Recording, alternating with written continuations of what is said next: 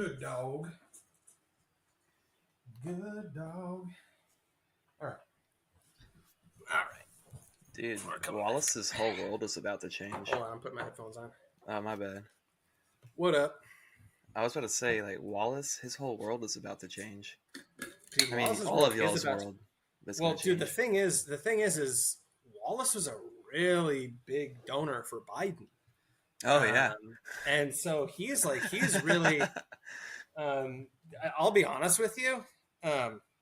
He's not coping well. I'll tell you that much. He is not coping well. But yeah. He's wondering where the campaign money is going to go. That's what he's wondering. Exactly. The baby, though, on the other hand, has learned Morse code and has been communicating through kicks on my wife's belly. And smart. I am sorry to announce that my baby is a K-Hive member. Really big, I think she's really kind of reading the tide. Trying to get into the right side of history. Gotta be proud of her, honestly. 100%. It's her time. Yeah, I'm with her, and I don't mean Hillary. But yeah, man. So okay. Everybody knows why we're gathered here today. Everybody knows what's happened. I'm going to say the loss of our great leader. Well, dude, that's the funniest part is that, like, he's still our leader, technically. Yeah. Okay. For months, dude. Like 8 months. Dude, this is, well, I think it's like 5. Yeah, it's like 5 or something. But anyways, you dumb motherfucker. No, like, what do I want to say? I don't even know where to begin. No, what I'm going to say to start off is how quickly this election has gone from this is fake and gay and the most boring election ever into, like, this might be gay and this might be not a super consequential election, but, like, this is, at least meme wise, in my opinion, surpassing 2016 and 2020 already. Oh, This is fucking crazy. This is fucking crazy. And I love it. Like a weapon to surpass Metal Gear. This is amazing. Yeah. And so I want to hear your take. on this. I mean, we're a day into our sweet, dearly beloved Joe Biden having dropped out of the race. Yeah. What I feel like it was, it's all very abrupt. Obviously I feel like you could kind of see that it was going to be coming. There was pressure on him and his family. They wanted him out. They put him up on the debate stage, like, just to basically set him up to fail, is what it feels like, because you have to know he's not going to do well. And so it seems like the wheel was kind of in motion to try to get him out. But I was having fun with the idea of, like, the rogue Biden, like the Biden that's just kind of doing. I know, it was so exciting. It was, man. It was exciting. And so I'm sad to see that end. There was like a moment where I was like, dude, I'm riding with Biden. Like, I don't support him, but I'm looking to see where this goes. And then all of a sudden he's like, oh, I got the fake and gay sickness. I got the COVID. And they're going to put a cap on his appearances and his campaign events for a while. And so then you're like, all right, they're bringing into War Room. They're gaming this up. They're trying to figure out what's going on, because maybe he has COVID, maybe he doesn't, but it's a real nice way to kind of take a step back from the scene in the heat of a lot of publicity and, like, get some people around you and figure out what your next steps are. And in the midst of the COVID announcement, he drops out of the race. He puts out some fucking letter announcement on Twitter that's not even, like, official insignia of, like, the White House or anything. It's just like just a fucking Word document. Okay, so dude, no, I need to speak on this really fast. Okay.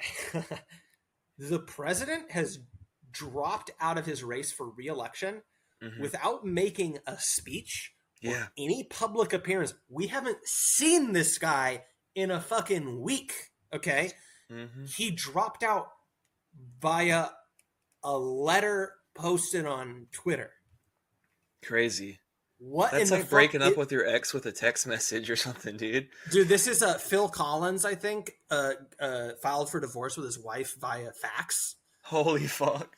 That's a Okay. uniquely like that's a specific time period that you could do that in. Just like use the fax machine for that Oh, specific purpose. That's for gone. sure. Dude, that's like Peter Gabriel got him some fucking good blow that night. But no, so like this is insane, dude. Yeah. This is fucking insane. He's calling into this fucking little Kamala town hall, whatever, right? Nobody's seen this guy. What is going Mm-hmm. on? And like, and I loved this. There was this post kind of freaked me out actually a little bit. This was posted by CBS News. Okay. Let me just see this. I'm just gonna bring this up because I mean, it's hard to not just be fucking mainlining Twitter at this point. Ba, ba, ba, ba, ba, ba, ba, ba, ba.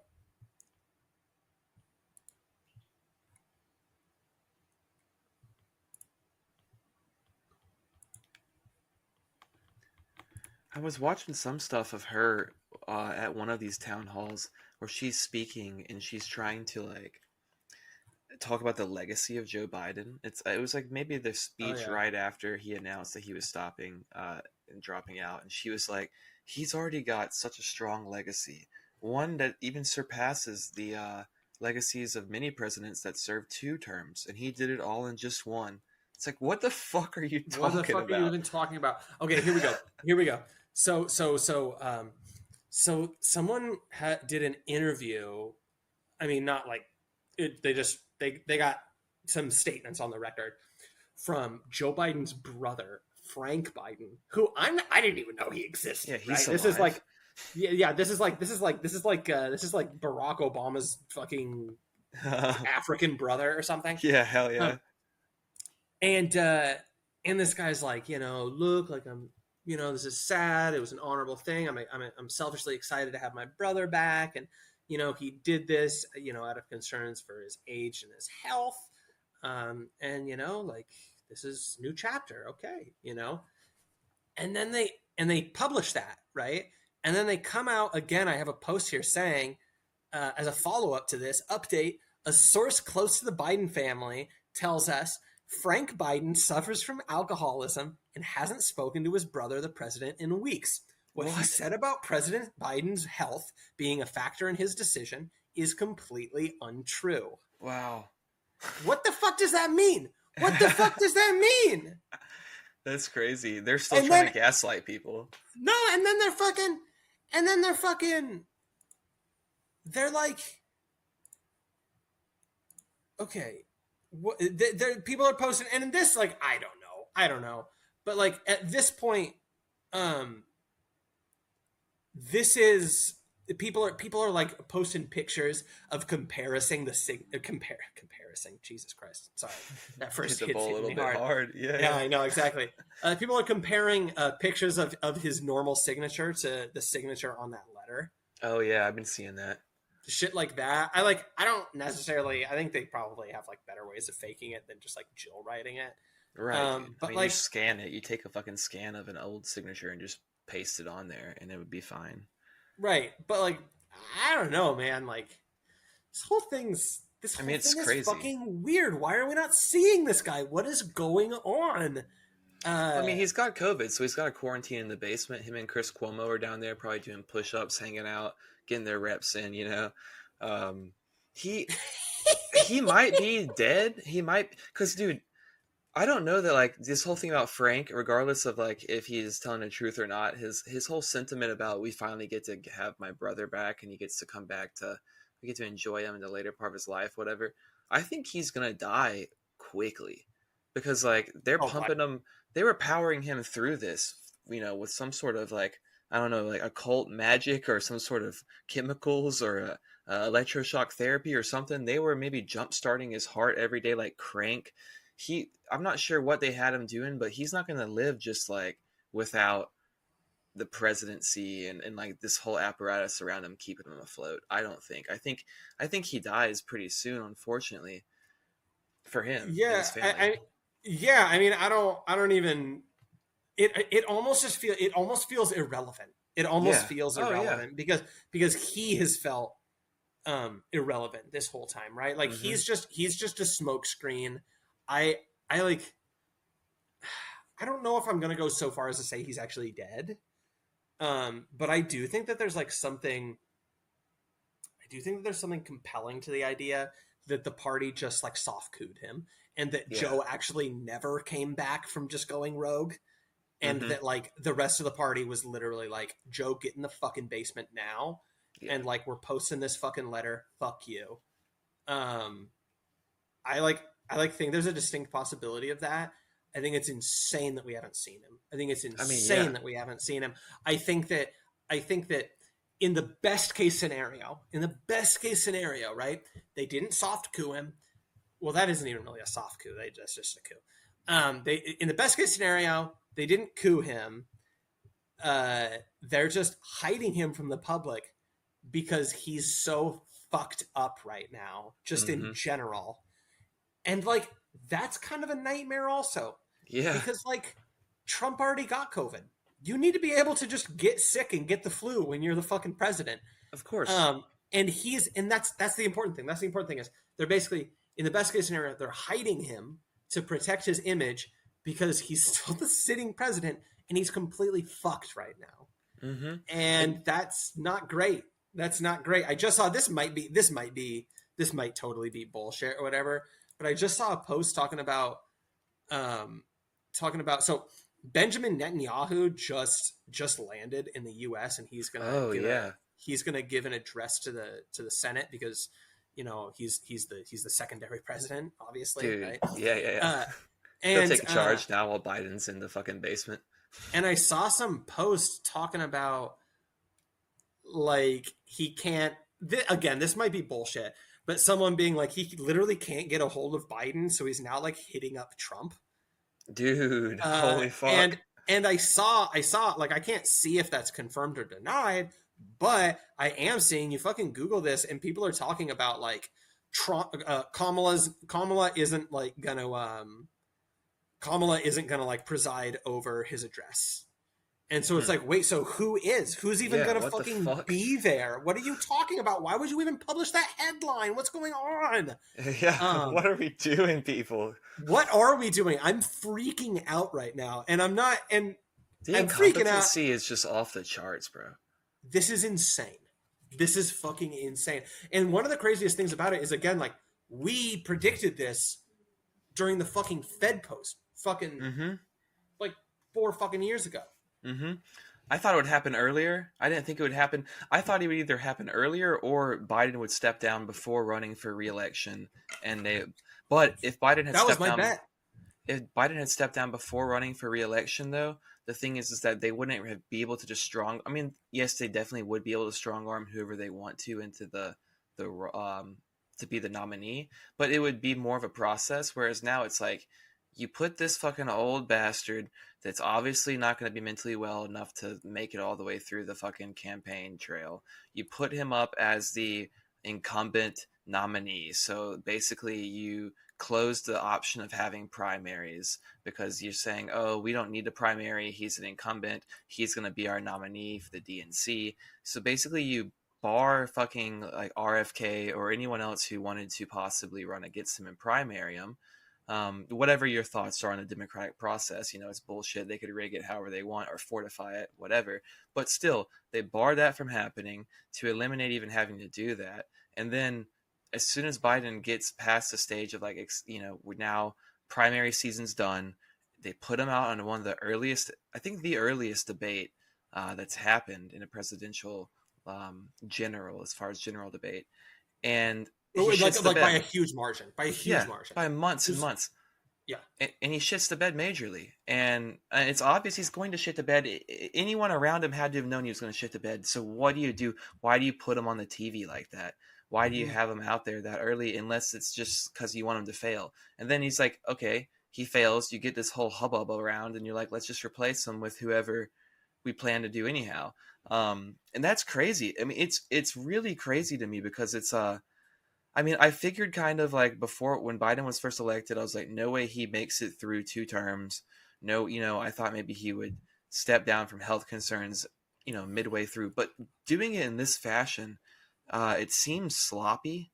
It seems It's not unorganized calculated. entirely.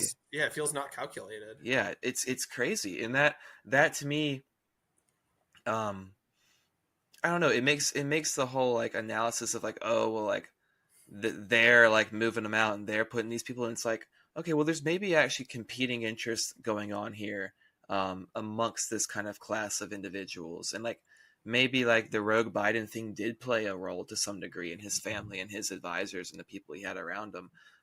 Maybe that like little team of people did actually have some level of keeping him in the race beyond when his handlers would have wanted him to be there. Maybe there's more leeway for incompetency to actually really kind of run and ruin the show than just central, planning with malice. Maybe there's both, obviously, but Yeah, I don't even know. I don't even fucking know. I can't imagine any of this is calculated. I can't imagine any of this is. because why would you do Okay, it this so way? I was talking to my buddy on my drive home earlier, and we were talking about like both of the parties have had this huge realignment, right? And that's pretty obvious. That's not Yeah, it's not an unheard of thing to say. But it's interesting because I mean this is different than a realignment. This is more like a reformation a little bit. Like Trump came in and reformed the Republican Party. yeah, And he just kind of centralized it, right? Like his whole thing was basically after he got ousted, whatever. He just went around on a tour making everybody kiss the ring. mm-hmm. And it's worth pointing out after the RNC, he has a 90% approval rating among Republicans. Wow, that's wild. Yes, it's fucking crazy. That's unheard of, probably. I was watching a baseball game today, and there's people fucking up to bat, nailing it, and then running around base with their hand on their ear, raising their fist into the air. Really? Yes, bro. Yes. What? And so, like, that party got reformed into that, and like no such strong authority stepped in with the Democrats. Oh, like no. it was gonna be Bernie. Bernie's whole thing was really implicitly was about reforming the party, right? And he obviously wasn't. He didn't have the stuff. He wasn't cut out for it. Yeah, he wasn't cut out for it, right? But like now at this point, it's just my buddy said the party basically just has leprosy. Like it's like Trump just turned the party into the Trump party. The Democratic Party never got turned into the anything party. They're just fucking Jeff Goldblum in the Fly, and just like parts of them are just falling off. Yeah. And this is wild. And like I don't, as much as people want to say like they put him out there to fail, and I guess at a certain point maybe they were like, let's just make the best of the situation and we'll just do that, I guess, at the last hour. But like I think that does so much damage to this administration that they're tied to, and they're associated with this guy and all of the lies they told and just all the ways that makes them look bad. Like I don't think that would be a strategy they would do. That's weird. That's a fucking. You wouldn't think so, and I guess maybe I'm wrong because shit can always be 5D chess. But again, like this is all just a long, drawn out, rambling Slav way of basically saying they're not scheming; they're just fucking retarded. Yeah. These people are just retarded. These people are fucking sick in the head. These people are sick. This is obviously a very, very sick individual. We gotta get a new one. The fucking Biden tweet, "I'm sick." You saw that? That's crazy. Yeah. I'm sick. Did you see Lil Wayne quote tweeted that? It was like, "Nigga, I'm ill." Yeah. Hell yeah. I like that. Dude, finally Biden admits it though, dude. All these sickos out there, he's the first to admit it. He goes out, "Yeah, I am sick. I'm sick though." Dude, he's a real fucking sick son of a bitch, you know? So this is my. Can I give my take? I have a big. Yeah, let's hear it. to make, I'd love to basically. hear the take.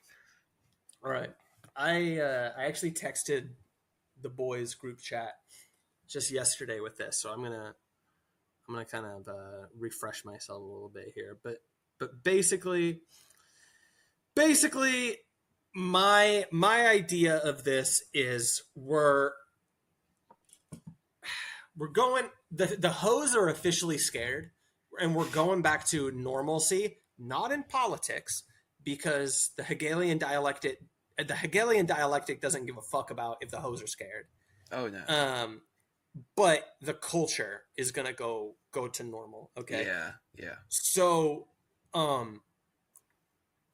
got thinking about this, and the big thing was, the Trump RNC speech was outside of the first 20 minutes where he talked about the assassination attempt and the tragic loss of that firefighter's life, that guy Corey, what's his name? Sorry.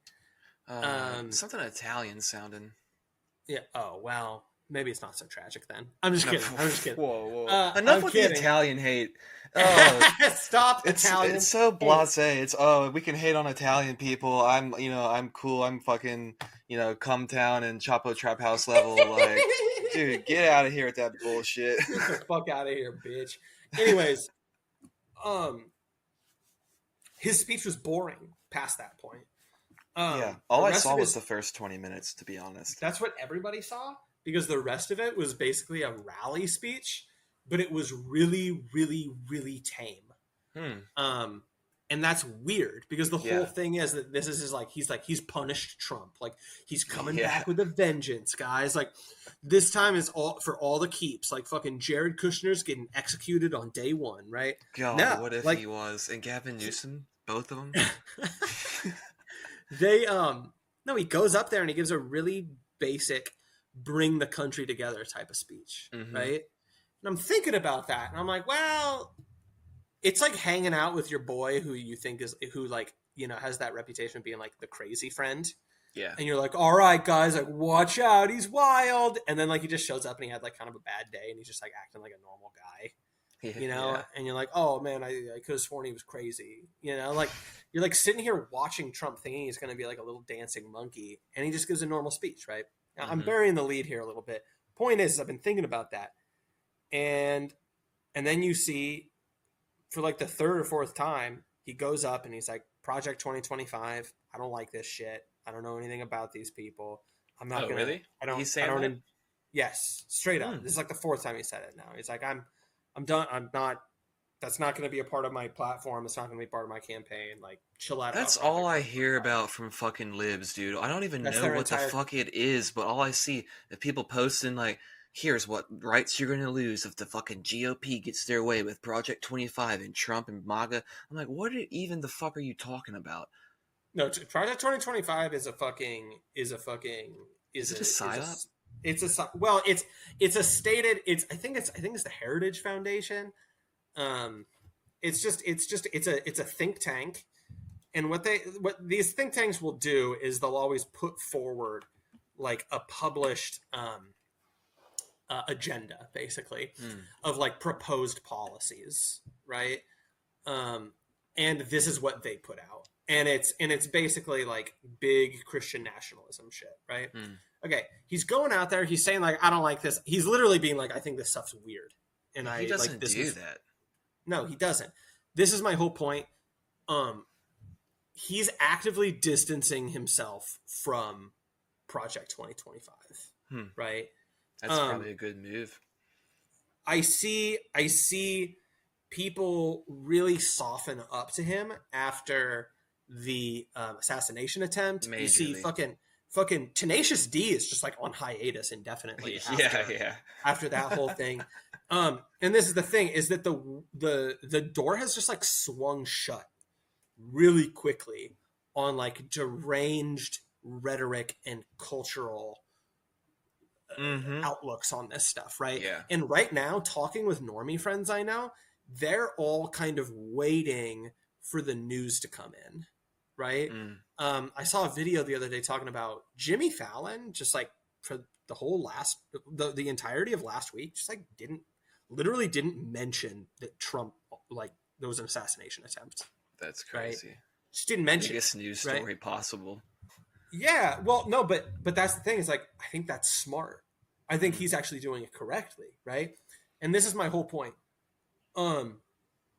Performative, fashionable middle class radicalism has really caught on lately, right? In the last several years. Yeah. And it makes sense because liberal democracy, that, you know, in the dialectic, right? Like, it's falling apart. It's ending. Strained. Yeah. Right? We're like seeing the old world fall apart, and something is wrestling to get birthed out of it. Right? Mm-hmm. And so it makes sense. People are getting you know, really fired up. People are looking for a meta narrative. It kind of comes down to what I was saying about Trump a couple months ago, though, which is basically like, with these indictments and the conviction and all that, it's like, what I was saying was like, I think it's more trouble than it's worth, and I think it's not fun anymore and convenient because he's scaring the hose. And it's not chill now, yeah. Right? All that's out the window the second he almost got assassinated, right? In a way that, like, anybody normally thinking, like, anybody in their right mind is like, I think that was probably his opponents doing that in some capacity. It's over. It's over. Like, the affected, fashionable, middle-class radicalism is over because it's committed the ultimate sin, which is it's not convenient anymore, and it's not fun anymore. And so, like, Democrats just, like, sucking black people's dicks and, like, fetishizing them, that's really weird. That's over now. Yeah. Like, Republicans fucking thinking that, like, Q is doing little dead drops for them and, like, talking to them in fucking schizoid symbols. That's fucking weird. And that's over now. That's over now, right? Fucking, I hope so, with all of that shit, yeah. Fucking literally as we speak, fucking Christian nationalism. Like, Trump is just strangling that shit in the cradle. Because also, really fast, like, who else are they going to vote for? He has them. He'll always fucking have them. It's over. That's weird. It's over. Okay? Yeah. We're done with this shit. We're done with this shit. And, like, overnight, I don't think it's going to happen today. I don't think it's going to happen next week. I don't know when exactly. But, like, Stephen Colbert and fucking Seth Meyers and all these fucking sick motherfuckers are going to realize that, like, they're scaring the hose, and that they're being fucking, well, I don't know if they're not going to kiss the ring, but, like, they're going to stop being weird. Yeah, they have to. And you really think that? You really think they're going to stop? It's just going to be like, it's going to be kind of chill? Well, I don't know if they're going to stop completely. I think that that's the easiest course of action, and I think it's realistic. I do think it's realistic. They should. I mean, they definitely should chill.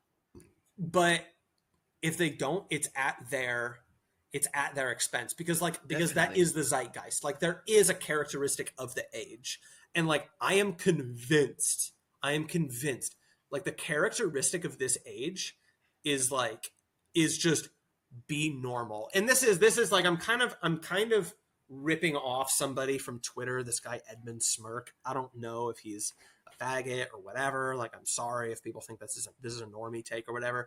But his whole thing is this idea of, like, we should encourage women to keep liking Taylor Swift, because Taylor Swift is literally just a brand about normal. Like, I just want to be a normal girl and have fun.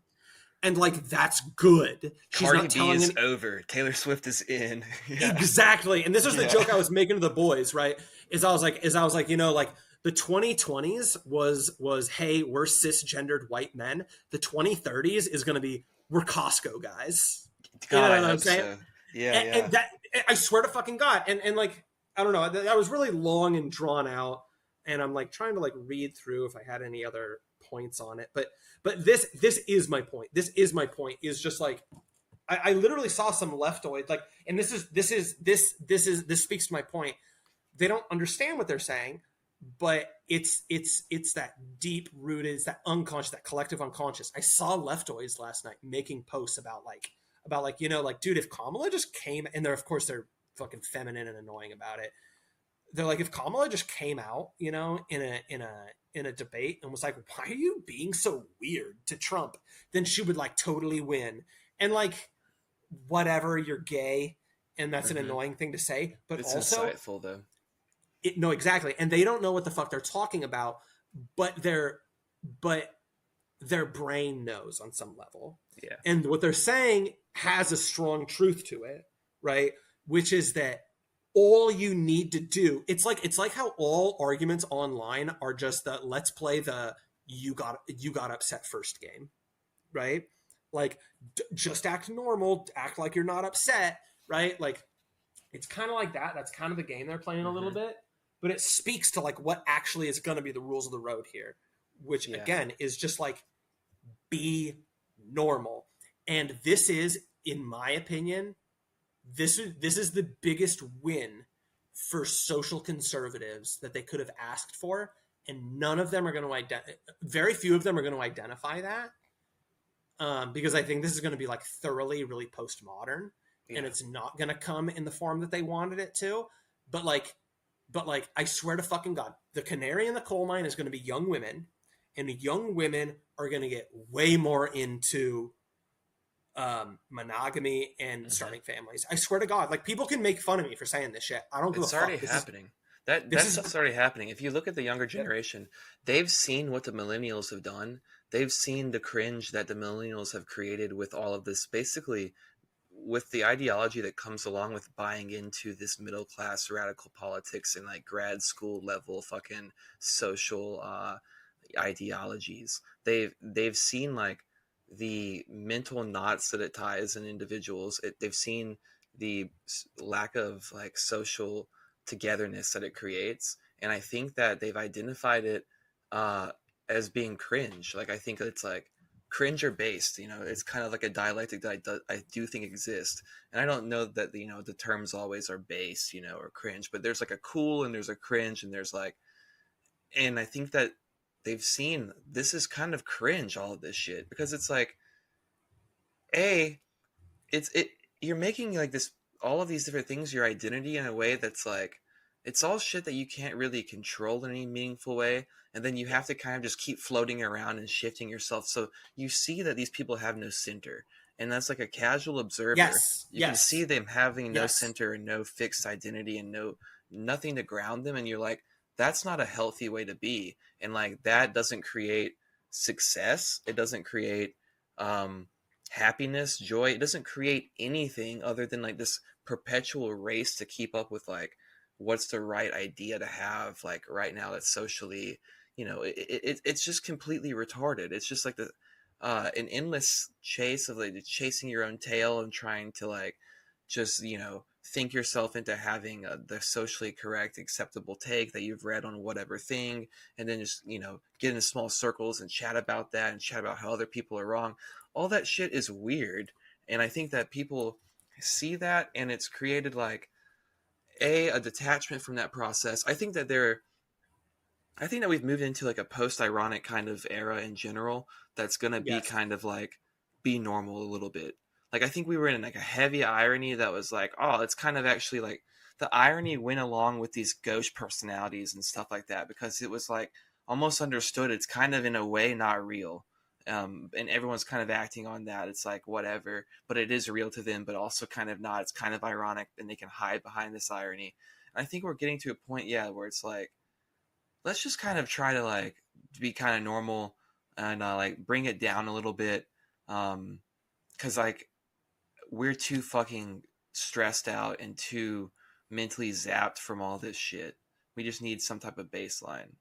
I think that subconsciously is happening. That speaks to another aspect of what is factoring into my prediction here, which is, and this is, everybody knows exactly what I'm talking about with what I'm about to say, which is, you can't keep stretching the rubber band. Every election is the biggest ever, right? and every newest headline is the biggest bombshell ever, and this time is all on the line, and except for the next time when it's even more all on the line, and yada yada yada. And it's like you need to, at a certain point, are you familiar with the term like a retcon? I don't think so. A retcon. This is like a popular phrase in like nerd culture. So like in comic books, a retcon is like I believe it stands for like retroactive canon. Okay. And so basically, it's them rewriting the canon of a story. It's them rewriting the record of a story, right? So like, we're gonna retcon Superman so that he's a trans black woman, or something like that, right? When you keep retcons usually happen, and this is classic comic book shit. This is like Dragon Ball Z shit. When you keep every story arc, the power level keeps getting higher and higher and higher and higher and higher and higher and higher. And every fucking story is like, well, this bad guy's going to blow up the world. And then the next story is like, well, this bad guy's going to blow up the universe. And then the next one's like, well, this guy's going to, you know what I mean? Like, where do you go? And what you do is you fucking just hit the reset button. You hit the reset button and you bring it back to a baseline, like you're talking about. Yeah. And I think that this has to happen. And like I said, politically, we're never going to return to a baseline, at least in our lifetimes. Yeah. But culturally, we are. I absolutely think so. And do you think that this happens now? Because, like, in my mind, I'm thinking, okay, Biden dropped out. He endorses Kamala. And as of right now, Kamala, it looks like, they haven't said anyone else. It looks as though she might be the one they run. I don't really think they end up doing that. This is a whole other aspect of the topic. But, it's kind of, it feeds into it for me, because if they end up running with Kamala, right? If they end up running with her, how do you escape the sensationalism of the boutique middle class politics of race and identity and stuff like that? How do you not play into that? Because that's what's baked into it already. Like in my mind, I'm saying, okay, if they end up going full steam with Kamala, then I would think they're going to amp up racial tensions one way or another. They're going to be, either events like Charlottesville or whatever kind of things popping up here or there. Whether or not they're false flagged or planned or whatever, there's going to be some sort of increase in that around this election, because how could there not be when you're looking at, we've got strong black woman, fucking Kamala Harris, whatever, progressive shit over here, and then you've got evil Trump, white supremacist party, GOP, whatever over here. It's like you've created this dichotomy that's been in place for fucking 8 years up until now, and if you run with Kamala, that's just another step in that direction. Like I don't see a way that you back down in this election cycle if that's who you end up running with. And so to me, either that means that they're not going to run with her and they can't, or that is this shift back to a normalcy at a cultural level is maybe like we're starting to see the shift like happen. It's like on the parabolic return, but maybe we're not like quite to it actually being at the forefront yet. Exactly. So Marshall McLuhan had this idea of being like the everyman was someone that was already in the rear view. So like in the 70s, the biggest television show that modeled what a real man was Bonanza, right? Which was the depiction of men fucking 100 years in the past, right? Yeah. I think about this with video game development, kind of a little bit of a different thing, but it's kind of amazing that games will come out and still be able to play off of and seem like they're of a part of their contemporaries that are coming out when like these games are actually the product of like work that took place 6 years ago. Yeah. Right. Like you need to, if you started developing a game today, you need to actually be thinking about what 6 years from now looks like actually and design for that. And that's fucking crazy. Kamala, the machine moves slow, right? Kamala was put in there playing by 2020 rules, by 2018, really by 2014 rules in like 2019. Yeah. And I think that it's a total failure. And I think that there's no gas left in that tank. And that's part of what I'm saying is that it's now reached the we know that they know that we know that they know fucking ping pong dynamic Yeah. about idpol. And I think it's basically just going to kind of like settle back to how it was, which is basically blacks just vote for Democrats. Blacks just vote for black people. That's just how it works. And I think that like Kamala, and they know that, and that's just how it'll always work, right? Dude, I was seeing a poll out of Atlanta, and it had Trump up like 52 to 48 on Kamala, which is, I mean, we're talking about Atlanta and a black woman. So, I mean, Interesting. I Well, think there is the wild card that black men hate black women. well, I think there's that for sure. But I think there is a number of people who are like, I think there's people in the black community who respect Trump, and who are like, he has a certain street cred, and I think that actually like First black means president. something to a degree. Yeah, right. Yeah, I mean, free Kodak Black. He pardoned Kodak. He's done all these things for the community. You know, he's done the patronage. So I think ultimately though, like still like okay, first of all Trump needs to do is peel off a note like a percentage, a few percentages, right? He's done that successfully with Latinos, and he's done that to a certain extent with blacks, right? Sure, yeah. The whole point I'm making though, at the end of the day, is people vote for people. Well, people that aren't white vote for people that look like themselves, and beyond that, the woke stuff. I kind of hate using that word anymore, but oh, I just saw that you just named this. I'm sick. I kind of love that. Yeah. The all of that stuff is signaling for middle class whites, and I think that there's just not an appetite for it anymore. That's basically do you think that partially like the identification of the Karen being something that everyone kind of hates was like an early step towards this direction of like returning back to a sense of normalcy? Because like the Karen, wait, repeat that. You know, Karen as like an archetype, like, you know, Yes. a Karen. Yeah. Do you think that normie cringe? Yeah, and I feel like that kind of really hit the scene and kind of was formulated in the midst of like the whole idpol kind of social progressive kind of all that happening. And, you know, maybe 2016, 2015 was like a height of like people talking about Karens, and then like 2017, 2018, 19 is like when they're being videoed and put on Instagram and Twitter and whatnot. And I think that Karens fundamentally are indicative of middle-class white women in a large degree, in certain types of those. And those are pretty easily aligned with also the, you know, the fired up middle class radical politics fucking libtard. It's a very similar energy, the two of those things. And it almost seems as though, and I think that the Karen thing was originally started by people who were more progressive, you know, lib brain, being like, oh, you're a Karen, you're calling the police on these black gentlemen, whatever, blah blah blah.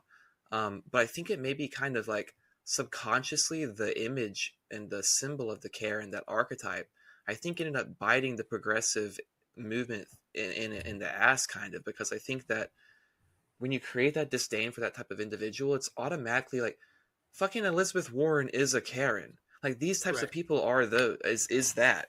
And so I think that like maybe that was like an early, like, I think that I disagree to a certain extent, because I think that these people are constantly obsessed with constantly talking shit on themselves. Like, that is the form of racism that like libs are actually constantly like depicting in media now. Self-flagellation. Like, yeah, exactly. It's like Get Out isn't a bunch of like chuds being racist. Get Out is about like Clintonite liberals, right?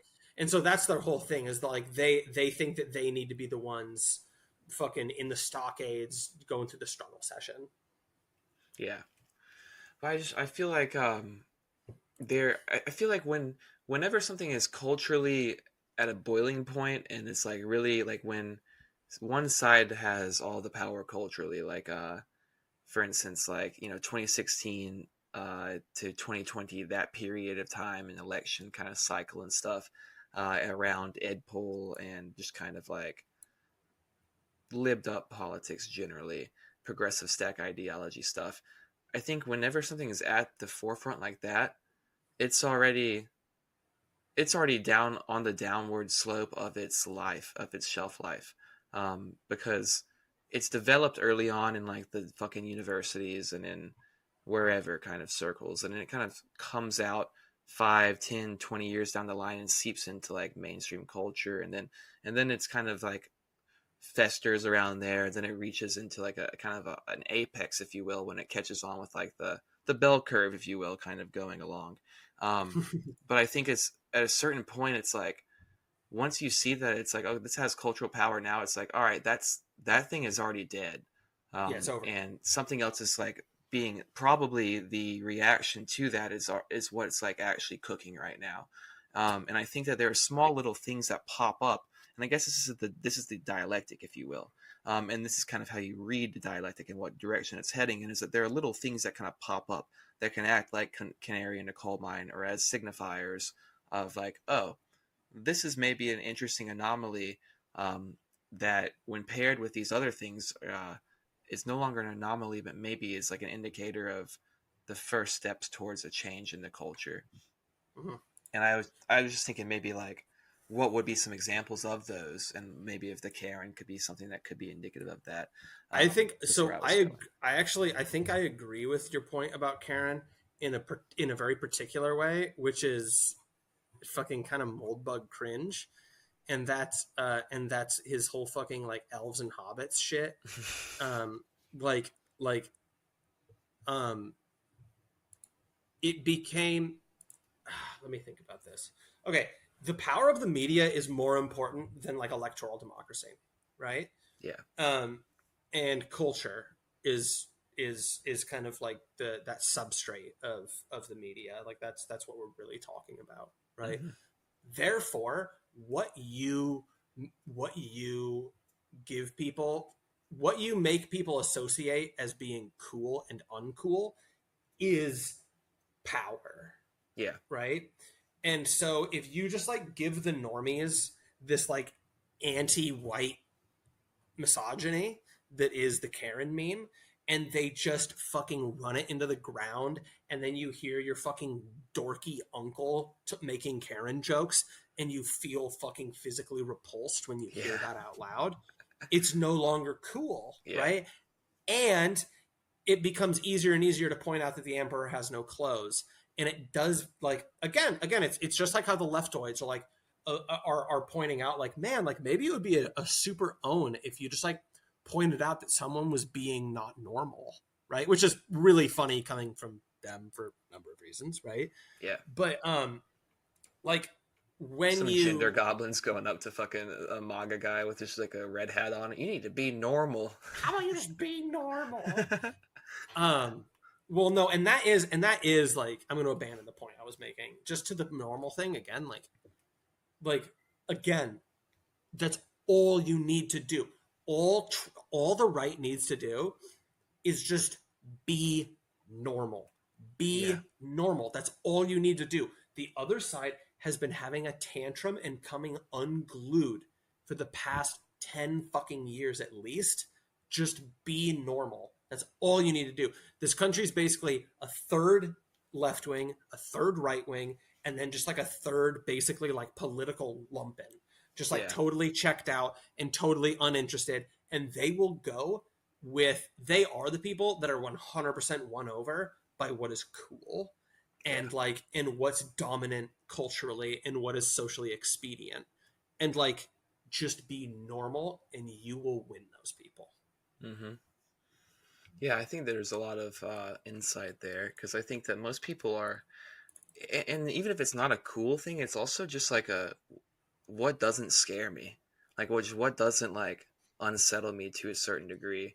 And I think that it may also even have like this return to a sense of like cultural normalcy, I think it may have to do with economic conditions too, because I think that like when economic conditions get worse, right, there's like a frenzy that happens at a cultural level and at a political level where things get more radicalized.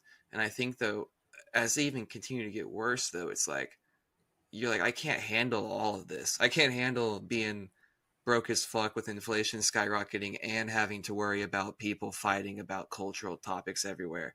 It's like one or the other. Like I can either focus on like my day-to-day life of like trying to get by and afford everything, or I can like waste all my time like and tie my brain to knots with like these cultural issues, but I don't have time for both of them anymore. And I think that there's like a level of that where it's like people are just like, yeah, at their wits end to a degree, and they don't have the space mentally for that kind of, not like cringe or that kind of like just overly invested in shit that doesn't really matter. People just don't have time for that. And I think that's always been a large sect. I think even as much as people talk about woke or whatever back in, even back in the height of it, it's like there's still a lot of just regular people that are like not fully buying into all of that and are tired Mhm. of their friends having like hearing them people talk about it at the bar when they go out, tired of like their work making them sit through a bunch of weird bullshit and trainings. There's a bunch of people that are just like, I got nothing to do with that. And like, yeah, I'd like to see women not be harassed, or yeah, I'd like to see like black people have like homes and afford to like send their kids to school or whatever the fuck we're talking about. But I don't want to have to deal with this on a day-to-day basis because I don't have much to do with that. And I This think is that yeah. I just think that was a lot of it. It's like some people entertained it for a while because it was like an escape, but I think at a certain point it no longer offers the escape because you're like, A, it's not functional, and then B, it's like it doesn't. I'm escaping into more misery and conflict. I would rather just fucking keep my head down and do my shit and not even think about it. Totally. I mean, my response to this is you see Tractor Supply cut their DEI and climate stuff, and Mm. then John Deere cuts their DEI and climate stuff, and then fucking Microsoft cuts their DEI Wow, department. that's And they crazy. say, and they specifically say in a fucking statement, they say this is no longer necessary. Nice. That's fucking That's crazy. That's wild. insane. Okay, They right? did the It's work so good. They've they done did the the work work. so good they've solved the problem. Racism's over, right? So no, it's exactly what you were just saying, which is basically like, look, like I don't think that you should like harass women and like be disrespectful towards them. That's Hmm. about it, Of right? course. I think that black people that are like on the fucking level and like hardworking, just normal citizens, like should obviously be given a fucking fair shake, Right. right? I like I don't really like I don't really think that like being gay is like really the best lifestyle, but like look, I don't want to actually meaningfully do anything to like ruin these people Right. or anything like Ideally, we that, have a right? healthier culture where people have a little bit stronger like values, and like maybe it steers people to a healthier relationship and with their own sexuality where they're not doing that. Exactly. But But I'm not going to sabotage these. I don't need to stone these people to death, right, yeah. I right? don't have And anything to that's do with it politically, really. Yeah. and that's the thing is like the position that I just outlined is like in itself like it probably even like harsher than most people. Like Yeah. the overwhelming majority of people in this country, like basically they got the lessons that were there to actually be got out of Mm. all of this shit, and they probably already understood them as early as like the 90s. And it's just Yeah. like, okay, we don't need to like look. I like don't think that you should like lynch black people just for being black, right? Right. At the same time, I like don't think it's helping anybody to say shit like the word cowboy is a racist slur against black people and Beethoven was black. Like that's weird. This is Yeah. fucking and it comes back to what I'm saying. This is fucking weird. This is Yeah. weird. Stop being weird. Yeah. I do like that. I hope everyone stops being weird a little bit because I mean that's always been. I've always like I have felt weird because I was trying to not be weird. I was like, You know what I mean? Like you get ostracized for a while because you're like, hey, all of this shit y'all are doing is weird. This is crazy. Like we had like the Fed posts and our stance of like kind of like just general anti-aid pull and stuff. It's like that was almost weird in the scope of how weird everything else was. You know what I mean? Like to where you're Yeah. like, hey man, like we have to like go anonymous and we have to do all this stuff because we're just saying normal shit that people think. You know what I mean? Yeah, It's 'cause like, I like don't think that like a man who wears a dress is a woman, and I like don't yeah, think that like the government putting me on house arrest over the flu is a good thing, and right. that was super weird. Yeah, That's the other thing. That's the other thing. Just as a side note, like I think that this is horrible, right? And I'm not necessarily celebrating this, but I think it's just another sign of vibe shift. The fucking that tranny that works with Mr. Beast apparently just got like outed oh, as like you cut out. being. Can you hear me? Oh shit. I hear you now. I hear you now. I hear you now. Oh, you do? Okay, well, here, Yeah. actually, give me 1 second. 'Cause I'm gonna open the door and let my dog out. Hold on. Okay.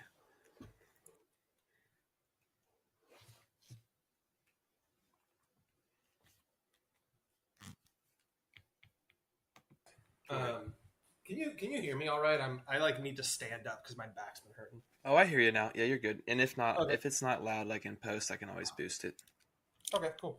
Um, yeah, no. So, no, the trans person who like works for Mr. Beast, who like pound for pound, if we're talking about these people being visible in media to young impressionable people, like this is probably the biggest person, I would imagine. They work with I, Mr. Beast like as a producer, or are they in videos and shit? in videos and shit. I'm pretty Okay. sure. I don't know. Okay. I'm not 12 years old, so I don't watch Mr. Beast, right? But like, I mean, we're talking about a guy who has 350 million subscribers. Mostly children or people that Most are young adolescents. Yeah. exactly, which is super relevant, super important. This guy just got outed as like being like a groomer pedo. Oh, shocking. Yes, and so like again, like dude, The trans vibe guy shift. that makes children's content is a pedo? How could we have ever known? What the fuck are we doing? Why are you letting them make Oh man, dude, I'm almost full stop on adults making kids content in general, dude. Because like you think about the Nickelodeon shit, you think about Mhm. this, it's like you gotta have some kind of weird thing going on in your head if you're like trying to make a bunch of just be around kids like that all the time and like make content for them. There's a lot of um, possible ground for very shady shit to happen, or at very least you just putting your ideology like just very consciously into molding the minds of kids, which is like if you have a good ideology or whatever, that's good, I guess. But like, it's still, I mean, it seems like it's unethical. It's rife with like unethical stuff to happen. Yeah, well, I mean, I think it's one of these things where it self selects a little bit, Yeah, right? Like, it's kind of like how, you know, look, I'm not a police abolitionist or anything like that, right? But also, like, yeah, that I believe in that bit people talk about of like, you know, career criminals and cops generally have a similar psych profile yeah, because it's a similar type of person who's drawn to the aspects of the job, mm-hmm. right?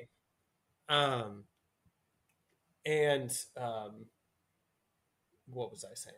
The I think trans. like there's an obvious connection, you know, with the children's entertainment people Yeah, stuff, right? That kind of goes without saying.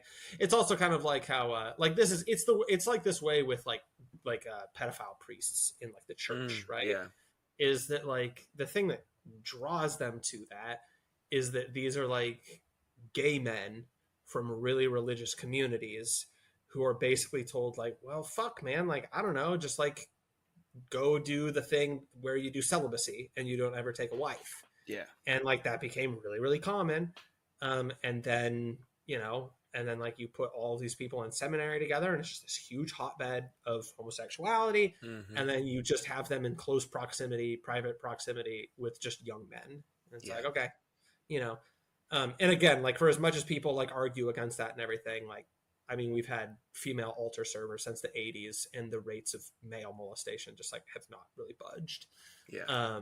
as far as like the ratio. Um, Yeah. I mean, I think so it's obviously that. I mean, and also it's like you put these people that have some sort of sexual deviancy and then you have them under these like strict celibacy rules. It's like that's going to create just some sort of, you're just repressing something that's going to just boil to the surface and be fucked up. Totally, totally. Um, and so yeah, like yeah, I don't know. The children's entertainment stuff is like it's scary. Well, I also think probably with the entertainment stuff too. Like I think that there's a, and for all, I guess for all I know, this is the priesthood too. There's that cycle of abuse, right? Oh, Where definitely. like I think like that kid from Drake and Josh, Yeah, right? man, I He's a literally was child about to say star. that. God, Yeah, exactly. he was supposed to come to my high school.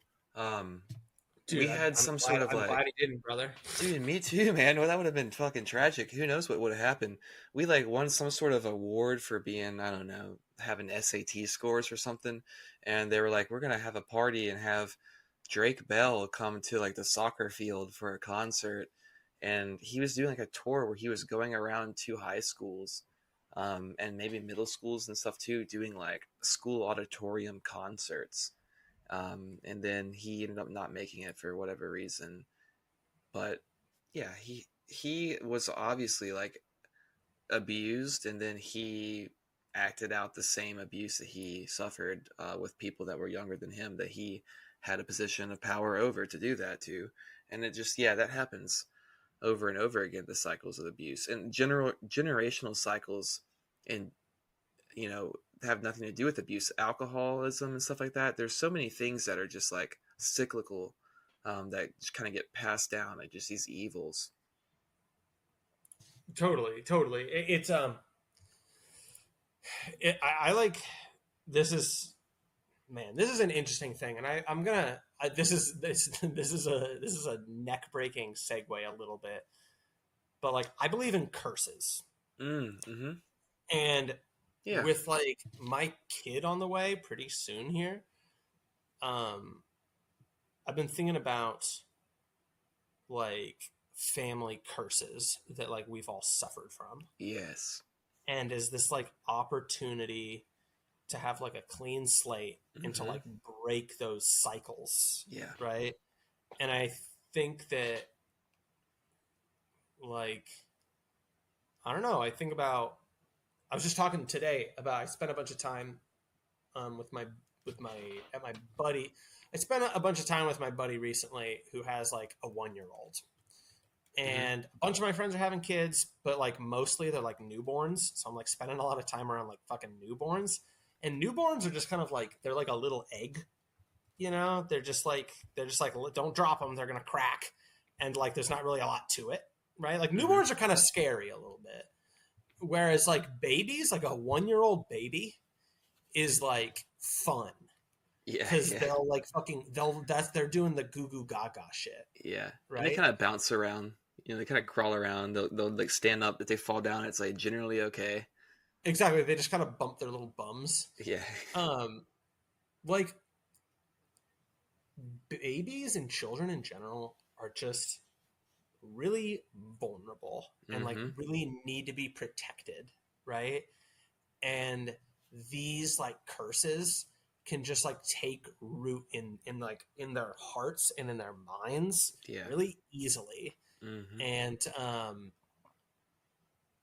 Yeah. I Well, mean, that's the whole thing with like evolutionary psychology, is that children, basically you just kind of accept and take on the circumstances of your environment and your parents and kind of their thing. Like a child basically looks at its mom as like its same, like that's it. Like it and its mom is the same thing to a child for like a long period of time. And then after that, you kind of like develop a little bit of your own kind of ego, and your own sense of self, separate from that.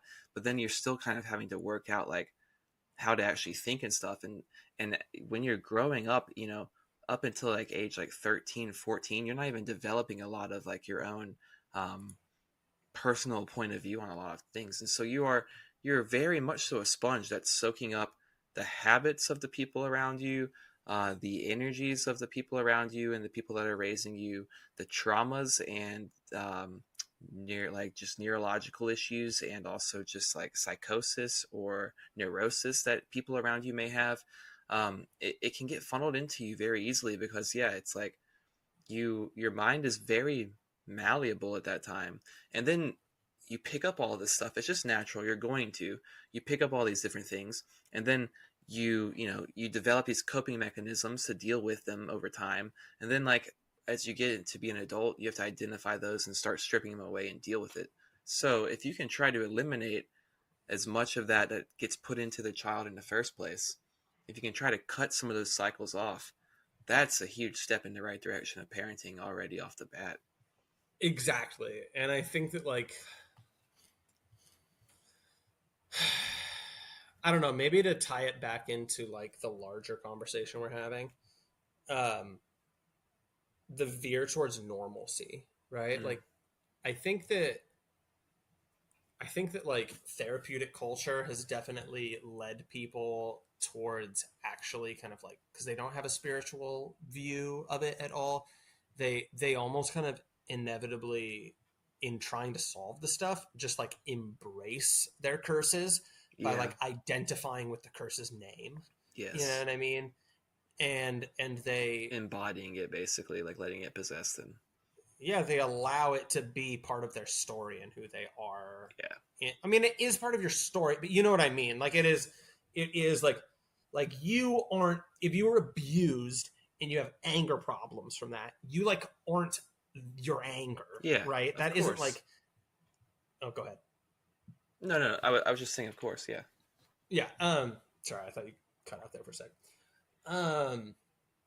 And I think that the culture generally, especially with like found family dog shit and stuff like that, and just like how common it is to, cut your parents off. I've talked about this on the show, right? Like I like really fucking hate divorce, and I like really fucking hate people that go zero. I hate when people go zero contact with their family. Yeah. It's like these are ugly, evil things that like you're simply not allowed to do.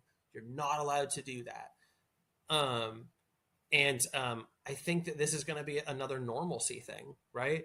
Is that like, I think family is like, I think family has just gotten like a really big, strong case to be made for it by just how fucking, just going out and just trying things and just realizing that it's not for you and then it doesn't work. And like, and seeing this and seeing like, we have a culture of just incestuously sharing curses. Yeah. And like, I'm talking about shit where like young girls will just like engage in the fucking identity construction that modern media puts them through, and will just like go from being young, happy people with a nice family to like authentically convincing themselves that like their parents perpetuated like abuse against them. Oh yeah. And they will literally pull it out of thin air. It can happen overnight. It can happen so quickly. Exactly. And I think that we're sharing, like, mass media is like sharing curses. Definitely. And I think that like curses get destroyed in like the cycle, in the cycle of like starting a family. You know what I mean? Like there's this cycle of I'm young and then I'm a man, and my son is young and then he becomes a man, and and so on and so forth. And I think that like transition is where you can kind of get that special sauce for that alchemy that breaks that loop. You know what I'm saying? Yeah, I think you can use it to break out of your own kind of cultural loops and like things that you're being kind of tied into. But I think also it creates the opportunity for perpetuating cycles of abuse or whatever within a new family unit that then could be passed down. Like I think that family is of course vital. I think it's obviously the building block to healthy communities. I think that like strong families is like a life jacket, you know what I mean? It's like put your life jacket on before you go and try to help other people on the plane, or your oxygen mask, whatever. I think that's like what families are. It's like, have a strong, good unit, build a family, build a life for yourself. But I don't think that, I'm cautious against the notion of like having a child is the answer, or having a family is the answer for social qualms, because I think that people can go into that and without actually doing the work of trying to undo some of these things, you're just creating uh, a worse cycle. Like you're just perpetuating more issues. A lot This of is people. this is one of the reasons why I really don't like Christian nationalism, is because in based culture, TM, Yeah. um, because it's like a cargo cult. Yeah, like Hmm. like the concept of like a cargo cult, right? I'm not sure if you That's could. okay. That's totally okay. So basically, like, this is like back in the day. I think this is like post World War II, maybe even earlier. You get these indigenous people, right? And we airdrop them supplies, right? Drop them a fucking crate from a plane. Um, and what they start doing is they don't understand what the fuck is actually happening there, and so they Oh, so they start worship Coca-Cola or whatever. exactly. It's the gods must be mad thing, Yeah. right? Yeah. Okay. But like in real life, there's real examples of like they build like effigies of like planes, like Oh yeah. airplanes out of trees, and it's just this whole idea of like they don't know what the fuck that even is. Yeah. They're like worshiping the form of it, Hmm. for totally down the line, completely misunderstood reasons, right? Definitely. And I think that this whole idea of like, yes, starting a family is based and it's cool and it's a good thing to do, but also like, don't be one of those people that's like, I want Yeah. to be based and so I'm going to start a family and shit like that. Like, you need to go about like, I want everyone to do those things, and I think it's really fucking good for your soul. I think it's important for you to do, right? But you need to actually be able to fucking understand the benefit of this stuff. And now Yeah. that doesn't mean I really don't like this idea that you need to have everything put together and you need Of to be like this course not. perfect, self actualization trap. Hmm. Um, but also like it's honestly basically what I'm just saying is like, and we talked about this on the Fed post. Don't have kids to own the libs. Yeah. Yeah. Don't do that to them because like also like you're probably I'm not going to have a lot of faith in your like ability to like show up for somebody and like really invest in them if like your actual primary moving motivation in life is just being spiteful towards some sense of other people. Yeah. Of course not. I think the family thing is like you want to have a healthy enough culture and healthy enough economy and country to where everyone has the goal of like, if the circumstances work out right, I meet the right person, I would like to have a family one day. I'd like to start that. I think that's like a baseline you'd like everyone to be at is wanting to have a family, but I don't think that like having this kind of strict or rigid push towards like, oh yeah, like I need to go out, find a wife, get married, have a kid. I think that can create a lot of issues because I think that it's like I think sometimes putting the cart before the horse, um, and I think that sometimes people kind of get these life paths kind of laid out for them that they think like there's timelines and this kind of thing, and there are general timelines around like a women being able to have kids and that kind of thing, and you don't want to be an old parent or whatever. But I think that it causes people to kind of get onto these tracks in a way where they maybe just kind of rush into things, or maybe um, they just lead into situations that aren't really built for them. Like I know a lot of people that have kids that they resent. Like I know a lot of people that, like I just know a lot of situations where it's like this person just wasn't ready to be a parent, and it wasn't like they weren't able to get an abortion or it was an accident or whatever. They just didn't know what the fuck they were doing, and they never really got any self awareness to do that. And I'm not saying you shouldn't have like that means that you're a bad person for having kids or whatever. And you never know. But I think that a lot of these things are sometimes created because it is uh, kind of a socially pressured thing, and to a certain degree. And I think that Well, now it it's lost has a lot of been. that. Yeah, I Yeah, mean, it has been that. and I think we've gone the other way to antinatalism and stuff, which is obviously not good, and obviously is like anti-life and is like leading to falling birth rates, and from like a perspective of sustainability is not a good idea and it's not a good thing. But also it's like morally bereft and spiritually bereft, But also I think that, I mean, I think it's just like people should do what's good for them, is what I feel like. And I think that it should be good for everyone to have a family and do that. But I think that also there's like, um, yeah, people should just do like, I think if it feels right for you to go and have a fucking family, you should do that. But I feel like also it's not the golden ticket towards fixing the issues that you feeling within yourself or society or whatever. Because I think, no, but I guess I think a good way of putting it better into context, because again, like that what you're saying is totally true, right? And it's and you that's true about anything, right? yeah, But with starting a family, it's like it's not just like it's a little bit more high stakes than just being like, oh man, I always thought I would figure it out after I went backpacking in Europe, and then I found that I actually didn't figure everything out from that, right? It's like, well, at least you haven't created four people that are life. reliant on Yeah, you now, right? Um, the one thing though to give this context is that like we used to basically have people, and I'm not talking about I'm talking about like all of human civilizations, basically just like put people on a track to be like, yeah. you are just like gonna have kids and like gonna have a family It's and just like biological. are yeah and are just like are just going to do this, and like that's assumed going to be a part of your like maturation through your 20s and like or earlier. Yeah, And and this whole idea of just like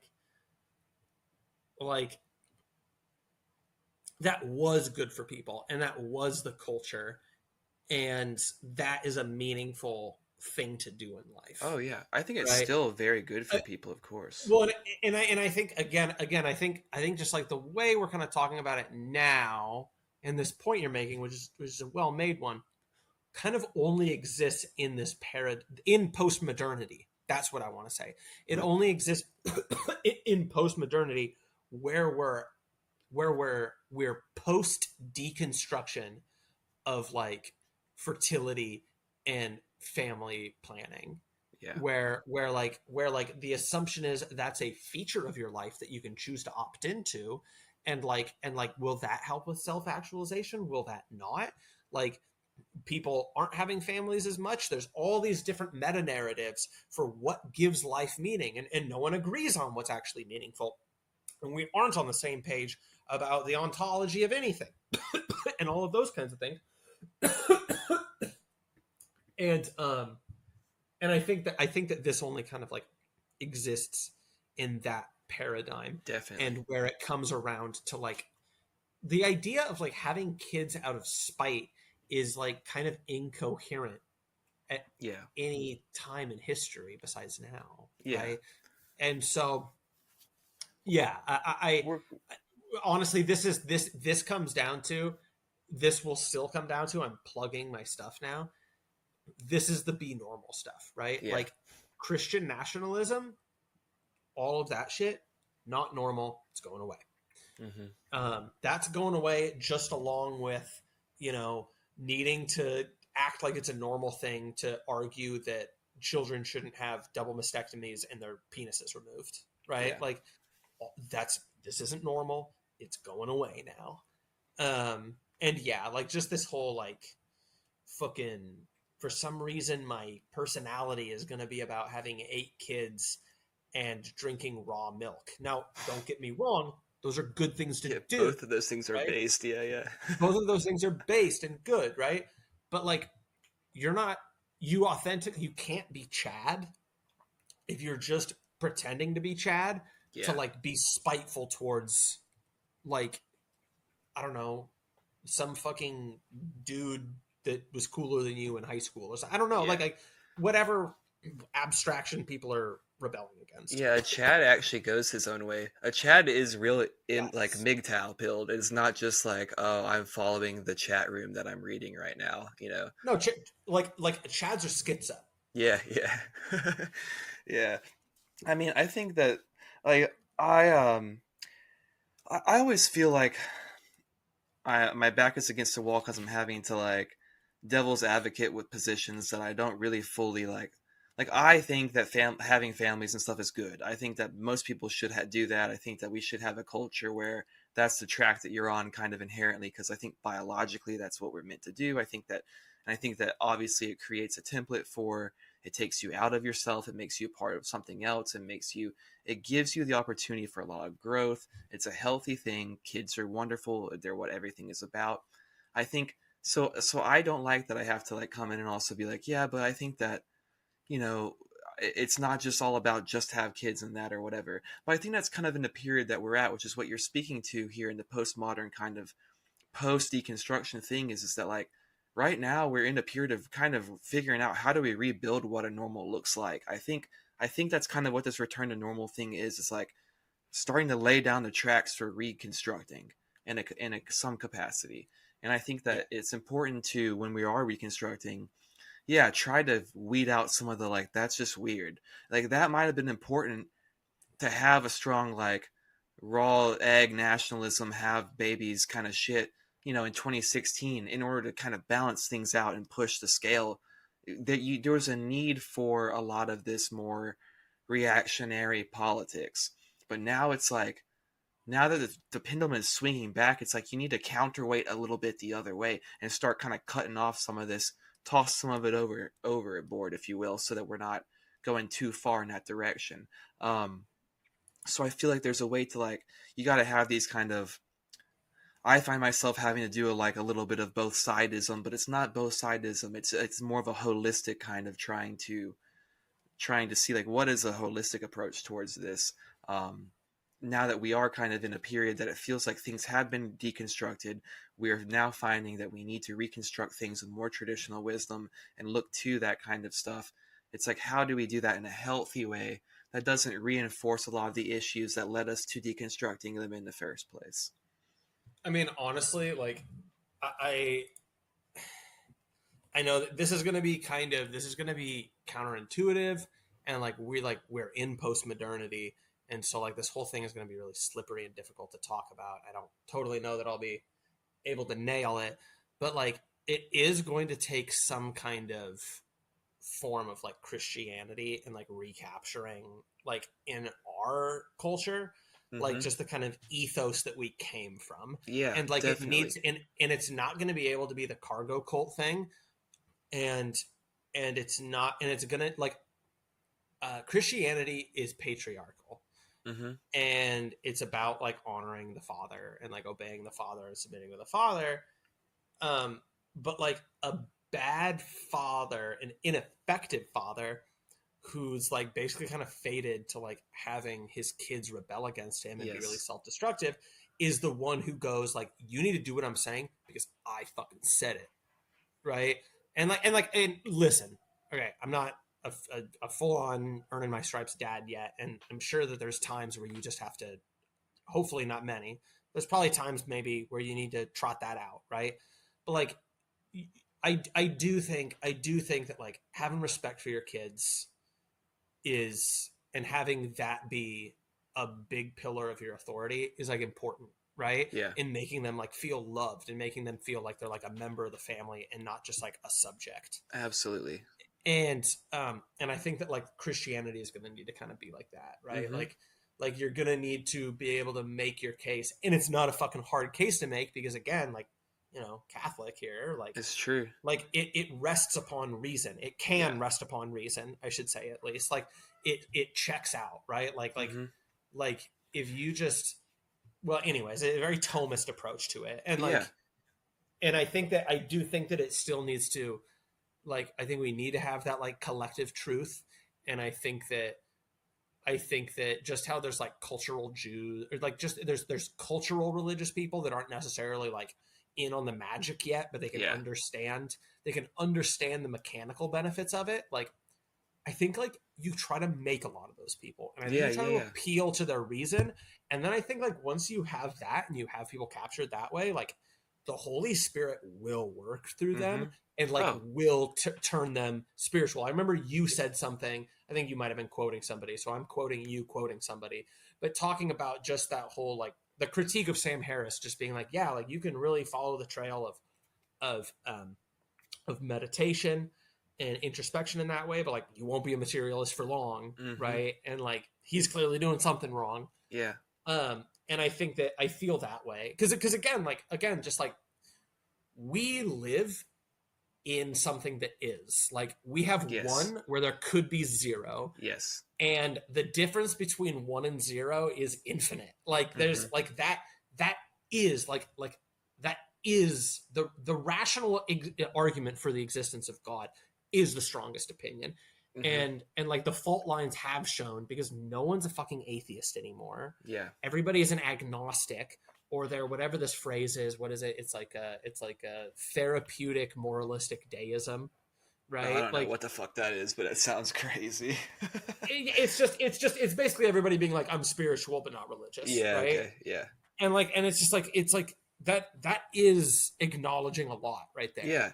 I think that, and I think I brought this up a little bit on a couple episodes ago, like the concept of, I saw a thread about deconstructing Christianity, and about how like there's a lot of young people who are like, they were raised up Christian, they end up seeing like, okay, maybe the vision of Christ that resonates with my heart, that I got the truth out of this message that I got, that resonates and lives within me and speaks to the spirit within me, isn't in line with like the institution that I'm a part of.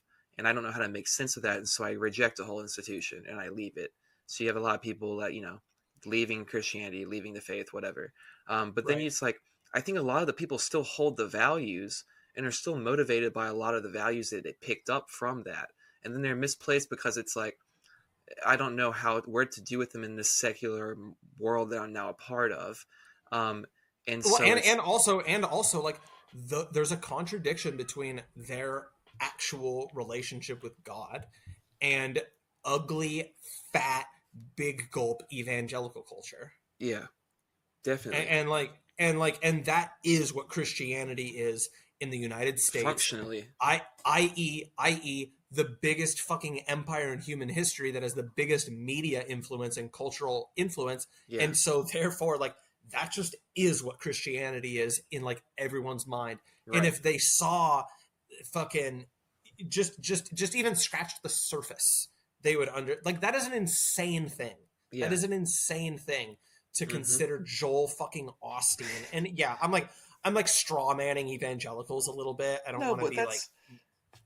You're right. That's what people think. They have tainted the water, and then the people throw the baby out with the bathwater. They throw the baby out with the bathwater. You got it the first time. They're out of the whole thing, and they're like, Christianity is like this whole thing. I think we're in a process of it. I think we are in a process of re-healing. We need a healthier image of God, and I think that we've been taught these visions of God in Western Christianity that have been largely harmful towards actually bringing people spiritual transformation. And as it's been a type of thing that people want to run away from, it's been something that doesn't seem to line up with the spirit that's in their heart.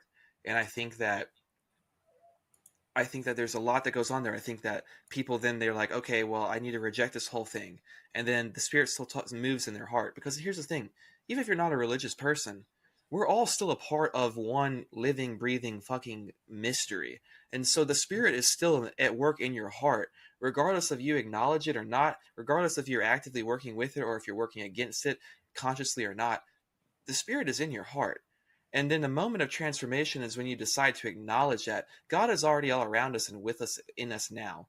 And he is moving through us. And so whether or not there's the institution of Christianity as we've come to know it, I don't really know is necessarily that indicative of does Christianity as a whole live on or die out. I think that kind of a lot of the institutional scaffolding that's been built up in the West has been captured by capital, has been secularized, has lost a lot of the truth and the real power of what makes Christianity such a beautiful wisdom tradition.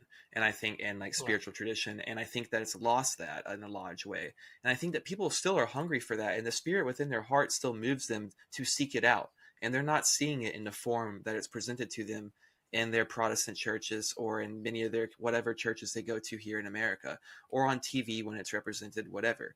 And so people leave it because they think, I still hold the values that are taught by Jesus or whatever, but like these people who, the icon I now have for Christianity in the church is no longer one that lines up with those values. Uh, Now, whether or not that's because you haven't delved deeply enough into the tradition, or because you have been kind of like taught this kind of unhealthy version of God that's maybe like legalistic and not actually like growing and not actually fluid and living, one that's a little bit more cold and dead. Um, I think that there's a need to recapture what God is for people, and I think that it's like it's not being represented in a way that speaks to people in our institutions. And I think because of that, we've had a major fall out of Christianity, a major dropout. And I think that it's created, like you're saying, this like agnostic kind of people, because they're like, something in me tells me there's something, but I don't have any good answers for what it is. And the thing that I was brought up in culturally that's supposed to resonate with me doesn't, because it's not being represented correctly. And the people that like, it's not functioning as it should. And I think that we're kind of in a period where, and I think it's happening a bit. I think that there have been, these institutions have been created around it. They've kind of sucked out a lot of the spirit of the tradition, and then also in the creation of these institutions and over time and power, it creates these opportunities for abuse of power. And so you see that obviously with like the scandal within the Catholic Church and what we talked about earlier with the priests. And I think that obviously all of that is fucking tragic and horrible. But it's kind of obviously something that you can track and kind of understand. You're like, there's reasons for it. You know, there is structural imbalance as far as power imbalance. And then you have these, like we're talking about, you send these people that are, oh, you're gay, you're repressing your sexuality, whatever, into this like celibacy. There's these things that are created that kind of make these situations happen. And I think that unfortunately, it's been happening for a while, and it's created this bubble that's now bursted over the past 2 decades or whatever. And that's created a lot of distrust in the church and a lot of distrust in Christianity as a whole, not just Catholicism. And I think that while that's very unfortunate, I think that's going to be kind of part of this shifting of the image that we have in our mind of what God actually is and how it's represented to us within these institutions.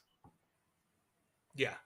And I think that overall it'll be good. And I think it's going to be scary and bad at first and whatnot, because it's like Christianity is falling and blah, blah. People aren't going to church anymore or whatever, even though people are now going back into church. I think that I think there's this organic shifting and changing that's happening. The dialectic is playing out. And I think it's happening within the religious life as well. And I think that like, ideally we move to a more healthy reconstruction of what our religious institutions can look like. Yeah, and I think that comes from like authentic transformation, that comes from God, as opposed to I had this was an interesting thing this is another thing I've kind of been ruminating on lately, which is I like really don't fucking like trad Caths anymore. I was never super into like trad Cath stuff. Mm-hmm. But like obviously like I start going to Latin Mass, and I start getting a little bit more interested in that stuff, and the stuff starts coming up, and like I heard somebody online articulate this way, and maybe people have heard this before, but like, okay, to intro a little bit, like if you're a Catholic and all you do, and I get it, there are critiques, okay, I want to be like totally clear, but like all you do is shit on the Pope, then like you're like fucking up. You need to like not be you like need to not be doing that. Like you need to like you do like need to submit to the church, because that's what the fucking religion is, right? And again, like it's patriarchal, right? Like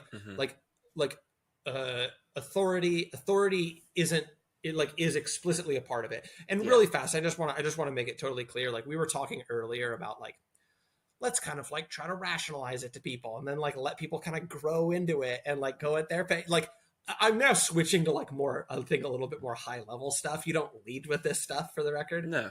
But I'm like getting really sick of this shit, and I'm finding that I'm seeing really anti-Catholic evangelical people online posting about this Archbishop Vigano getting excommunicated, and they're like making arguments that are such bullshit, but the tradcath people have to go along with it, or they've completely deconstructed their ability and thrown out their ability to like actually push back on any of this stuff.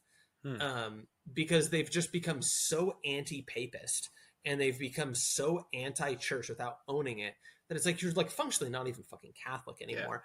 Yeah. And this was the thing that I heard recently that I liked, and maybe other people have heard it, which is like going out as a Catholic and just like shitting on the Pope that explicitly is like kind of equivalent. It's not directly equivalent, but like it's kind of like going out to just out in public and just like talking shit about your dad. Yeah.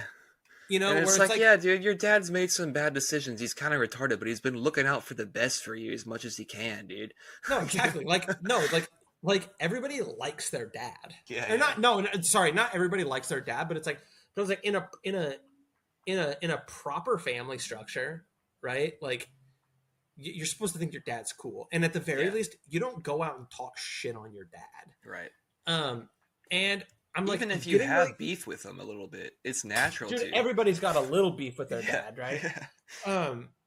But like, dude, I've like punched my dad, and I like regret that. But like, I've had beef with my dad, right? Yeah. I wouldn't go out and talk shit to people about my dad. No.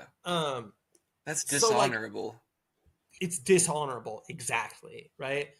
And it just got me thinking in general, just about what's happened is that it's a fucking capital ass feedback loop with the media environment for these fucking trads that are just literally like their income is kind of reliant on just them coming up with the ugliest thumbnail of Francis and putting that up on their YouTube video about how like, oh my gosh, he's destroying the church and yada yada yada. This is heresy sedevacantism. And maybe I mispronounced it, but it's basically since Vatican II, the papacy has been vacant. The office of the papacy has been vacant, and he's not a legitimate. It hasn't been legitimately filled by anyone post Vatican II.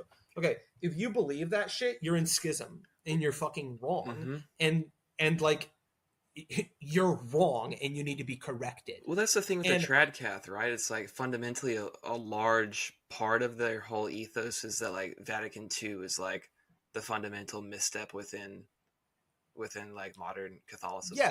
Yes, and like and the fact is ultimately is and I'm ever evolving on this. I want to be clear, but like the Vatican II is fucked in a lot of ways, and like I don't like it. And there's like a lot of like modernist, like there's critiques to be made for how modernist it is and everything like that. And like it's okay to have critique, right? But like outwardly disrespecting the Holy Father and the magisterium is not appropriate to do. And it's possible to have these critiques, as I do too. I mean, we went to a Novus Ordo mass yesterday, right? For the first time in a little while. And I like just like I know that it's there, but like I just really didn't click and feel the spiritual connection. I just like didn't, right? Like it's like watching an art film. Like I like how challenging the Latin Mass is. It brings you into it. It does, and it has negative space. And the point, I feel like the whole point I was just making basically is just that relationship with media and traditional religious people is cancerous. Yeah. And it creates a matrix of incentives that mean that you will suppress your connection with God in order to maximize like money and just like earthly reward. And like that's sinful. That's like straight up sinful. And I think it's fucking horrible. It's like inherently anti-spiritual to do that. Yes. and it's just like, yeah, it's sinful and wrong. And that's my whole thing with like the religious influencers in general that we've talked about before. It's like that's not proper relation to God. Being in that way is not being in proper relation to others or to God. Like that is not a proper way to do that. It's okay to be a public figure and to express your religious affiliation and to your thoughts about the religious institutions you're a part of and everything, of course. But when you're like essentially a bread tuber, but for the Catholic Church, like that's nuts, dude. That's not, you're no longer a part of the spiritual tradition in a meaningful way. You're basically almost like a leech or something, like trying to just like put capital and take capital out of this thing that should be fundamentally pretty much um, cleaved from capital altogether as much as you can. Obviously, it is an institution that kind of accumulates capital, and that's what it has functionally done from a material standpoint over time. The church and religious institutions in general. The church needs to be strong and healthful, and Right. like having like resources is like important, Of course. but also like yes, like being bogged down with earthly things. But here's the other thing is important, and I totally agree with what you're saying. And the big thing to keep in mind, and this is the response in my mind for all the people that are just like hyper anti-papist and shit like that, and anti-church in general. I should say anti-magisterium, is like the church has existed for thousands of years. Okay. We're working on a different time, like a different timetable. Yeah. And we're taking the long view. Mm-hmm. Shit moves slowly in those, and it needs to in institutions like that to provide stability. Exactly. That's my thing with the Vatican too. Like, right? Okay, I'm not a Catholic, right? So, people that are listening or whatever can feel free to say, I don't know what the fuck I'm talking about. Just stay out of it, whatever. But I have done a little bit of like historical research on the development of, Catholicism and about the kind of what these things mean, Vatican II, and like the changes that have happened, what people think are problems with it and stuff. And I view it as the same way as I view like deconstruction period that we're in right now, or that we've kind of coming out of, or whatever, where it's like, but on a long time frame, it's like, yeah, it's not good necessarily. It's not, but like it was addressing some things that needed to be addressed. And like, and the same thing with the Reformation. It's like the Reformation's like a problem, right? To an extent, the schism that was created and all this, but like there were gross injustices of like, and imbalances of power with like selling off different like blessings and stuff like that were fundamentally outside the nature of what the religion should be. And it was done in order to address that in a way. And then all these other things that came out of it are not good consequences and are probably baked into that. And so it wasn't maybe done in the right way, but it's like, it was a step towards addressing some of those issues. And then you see some of the Catholic Church reformed in some ways, it's some good and some bad, but it doesn't do those kinds of things anymore.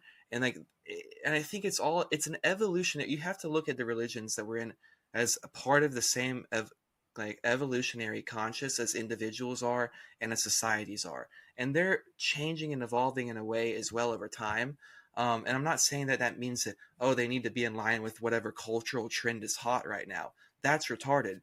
But they do change over time, and they develop with the course of history. And I think that you kind of have to look at these things like growing pains in a way. And so it's like, yeah, maybe you have some problems with Vatican II, and like maybe a lot of some stuff is like lost, but like there's also a lot of stuff where like, it provides a little bit more inroads for some individuals and some types of people. And there are things that like, it's part of the deconstruction that's going to help lead to a more healthy reconstruction, because the things that were right before that weren't necessarily great either. So it's like, I think it's all part of the long process. And so exactly. And that doesn't necessarily mean, I think I think about it like this. Like Vatican II, I think is like, and again, dude, like I don't have any fucking authority. I need to like be really humble about this, but like, right. But like I think Vatican II is obviously like it was an overcorrection, and it was kind of losing the mojo. It's kind of like the Panera Bread box houses of like mass, basically. Yeah. But like if that means that played in a crucial part in like the church getting its mojo back and finding that like the strong core of its tradition is like is something worth emphasizing, then like it was worth it in the end. And that isn't a crazy, if that takes 60 years, if that takes 100 years for an institution that's been around as long as it has, like that's not a crazy thing. That's not the Right. worst thing in the world. You get Yeah. what I'm saying? Yeah, I think there's obviously that's kind of what I'm thinking. Yeah, it's like, there's a dialectic that plays out, and there are things that happen among that where there are changes and shifts that occur, and they're abrupt uh, in the scheme of things, and then they lead to change that maybe have consequences and fallout that are not good. But it's like those are just kind of like steps along the way of changing things, and I think that like they arise when they are like you look at Trump, right? It's like Trump is like a great man of history to an extent, but also he is capitalizing on like a movement that was occurring underneath and below the surface, and like he wouldn't have been propelled to the point where he's at if there wasn't the conditions that were laid out to make it to where when he did strike that match, a fucking flame burst out. There. I think it's the same thing with like a lot of this stuff. It's like there are conditions that are in play. The Vatican II didn't just happen overnight for no reason or whatever, and same with all these other things. And so you have to look at it and say, okay, it was done to address certain issues. Was it an overcorrection? Yeah, absolutely in certain aspects. But did it do some of the things it was supposed to do in some places? Yeah, and should we like leave that, and like that should be understood and respected, and then some other things should be tweaked and changed going forward. Like I think that's the whole thing with deconstruction and reconstruction. It's like you need to have these moments of like things are changed and there's not good thing, like there needs to be instability in moments so that you can rebuild stronger. And I think that this is kind of one of those moments, and I think that we're in a period of for probably centuries of kind of deconstruction in a way, since really kind of like the history of critique as a whole, really kind of like post enlightenment thinking a lot has been kind of deconstructing a lot of things about life, about nature, about the world, about sciences, about how we think, about how the brain works, whatever, about religion, and I think that there's been a lot of chaos that's ensued, and a lot of things have been broken that should not have been broken, and deconstructed that should have not been deconstructed, and ultimately will be reconstructed and need to be in the future. And some things will be reconstructed the same exact way they were with no changes, but some things do need to change and did need to. And so I think that a lot of this is like, while it sucks and there's a lot of bad that happens out of it, and it's like I think it's just growing pains, a lot of the stuff. Yeah. Yeah. I And I I think 100% agree on that. you have to look at it that way. Like that's the way you have to look at it in order to like. I think that's a way that's centered. Like that's something that's like a spiritual outlook on it. It's like we are heading somewhere. Like there is a greater kind of force that's tying things together. There is something like God is in control in some capacity, and we're heading towards a direction. And like I put my faith that there is something that like out of all of the rubble and stuff. I'm not saying there's a utopia, in the future or whatever, but that things aren't just falling apart. Things are falling apart and they will be rebuilt. And that's the nature of life. That's the whole message of everything. It's that things die, things fall apart, things rebuild, things rebirth, come out of that. And there's a cycle of that always. And I think that you need to have the little deconstructions and the little deaths in order to build healthier beginnings and healthier things after that. So 100%, and I think that is fundamentally like the model of the era of being normal that I'm Yeah. talking about. Is that I think we're coming back around. I want to, because we've gone a little bit long here. I'm totally gonna have a awkward segue, but We need a segue. I did want to at least touch on um who we think is actually going to end up being the nominee, because Yeah, what the 'cause fuck are they gonna I'm do? well, I'm starting to come around a little bit, just even in the last 24 hours. And so I'm curious. I'll definitely share my take, but I'm curious, what you think. Well, I'm not really sure. I know I have a couple of different scenarios in my head where it's like I could see then possibly just going with Kamala, and then it's like you amp up like race relations and stuff because that's just the old script that they're still on, and it's not going to work for them, but that's just what they're going to do. I could see that to some degree. It seems fucking insane, and it seems doomed to fail. So I don't really think they go with that, but maybe they do. And so then it's like they replace her with somebody. I've seen people talk about Hillary. That seems also doomed to fail. Literally, she lost to Trump in a time when Trump was not as strong as he is now, post all of this stuff. There's no way it works. I don't know why you would reboot it. That's ridiculous. It even makes less faith in the electoral system if you were to do that. So then it's like, all right, maybe they bring in some of these other people. So that's why I sent you that article this morning. Mm-hmm. That was like NBC News list of like who could be running as Kamala Harris's running mate. But I think that those are probably names of like who could be a replacement for Kamala Harris, not just her running mate. And so this list is fucking, it's literally like a list of just like demonic entities. It's literally so bad. It's like Pete Buttigieg, fucking Roy Cooper from North Carolina, Mark Kelly, spaceman from Arizona, fucking Really fast. All of our readers, just really fast. Do not, I repeat, do not say these names in order while standing in front of them. Oh my god, yeah, do definitely not do it. Yeah, I feel like I'm doing some sort of initiation ritual or something just reading these, but Gavin Newsom is on there. JB fucking Pritzker, dude, the grimace looking motherfucker from Illinois. You know him, he's like Chris Christie, but like a little bit more like a scowled look on his face. He's like a big fat motherfucker. He's so crazy, but he is like evil. Raphael Warnock, the guy that was running against he was running against what, Dr. Oz or no, Warnock was running against Warnock ran against football player that was running for Senate in Georgia. Herschel Walker. He ran against Herschel Walker. So it's like all these just industry fucking plants, basically. Gretchen Whitmer, like, is the one that rounds out the list. So my I think in my mind, the front runners, the main acts, right? You got Gretchen Whitmer, you got Gavin Newsom, you got Michelle Obama. I think Big Mike is a possibility. Big Mike. And you got, and I think this is a meme, but I think it's still worth considering because everything's insane right now. Maybe I'm being dumb, but Hillary Clinton. God. And like, how could it be? I don't think it will be. But okay, Obama has not endorsed Kamala yet. Yeah. All right. You got Pelosi, Hillary, Biden have endorsed Kamala. Kamala's picked up a number of delegates. Kamala also has access legally to all the money they raised. Yeah. That is making me start to think that it might literally just be her. Because again, this whole thing is there's like no plan. They're literally just retarded. Yeah, they're swinging it. And she's truly awful. She's truly, oh my God. She is a black hole of charisma.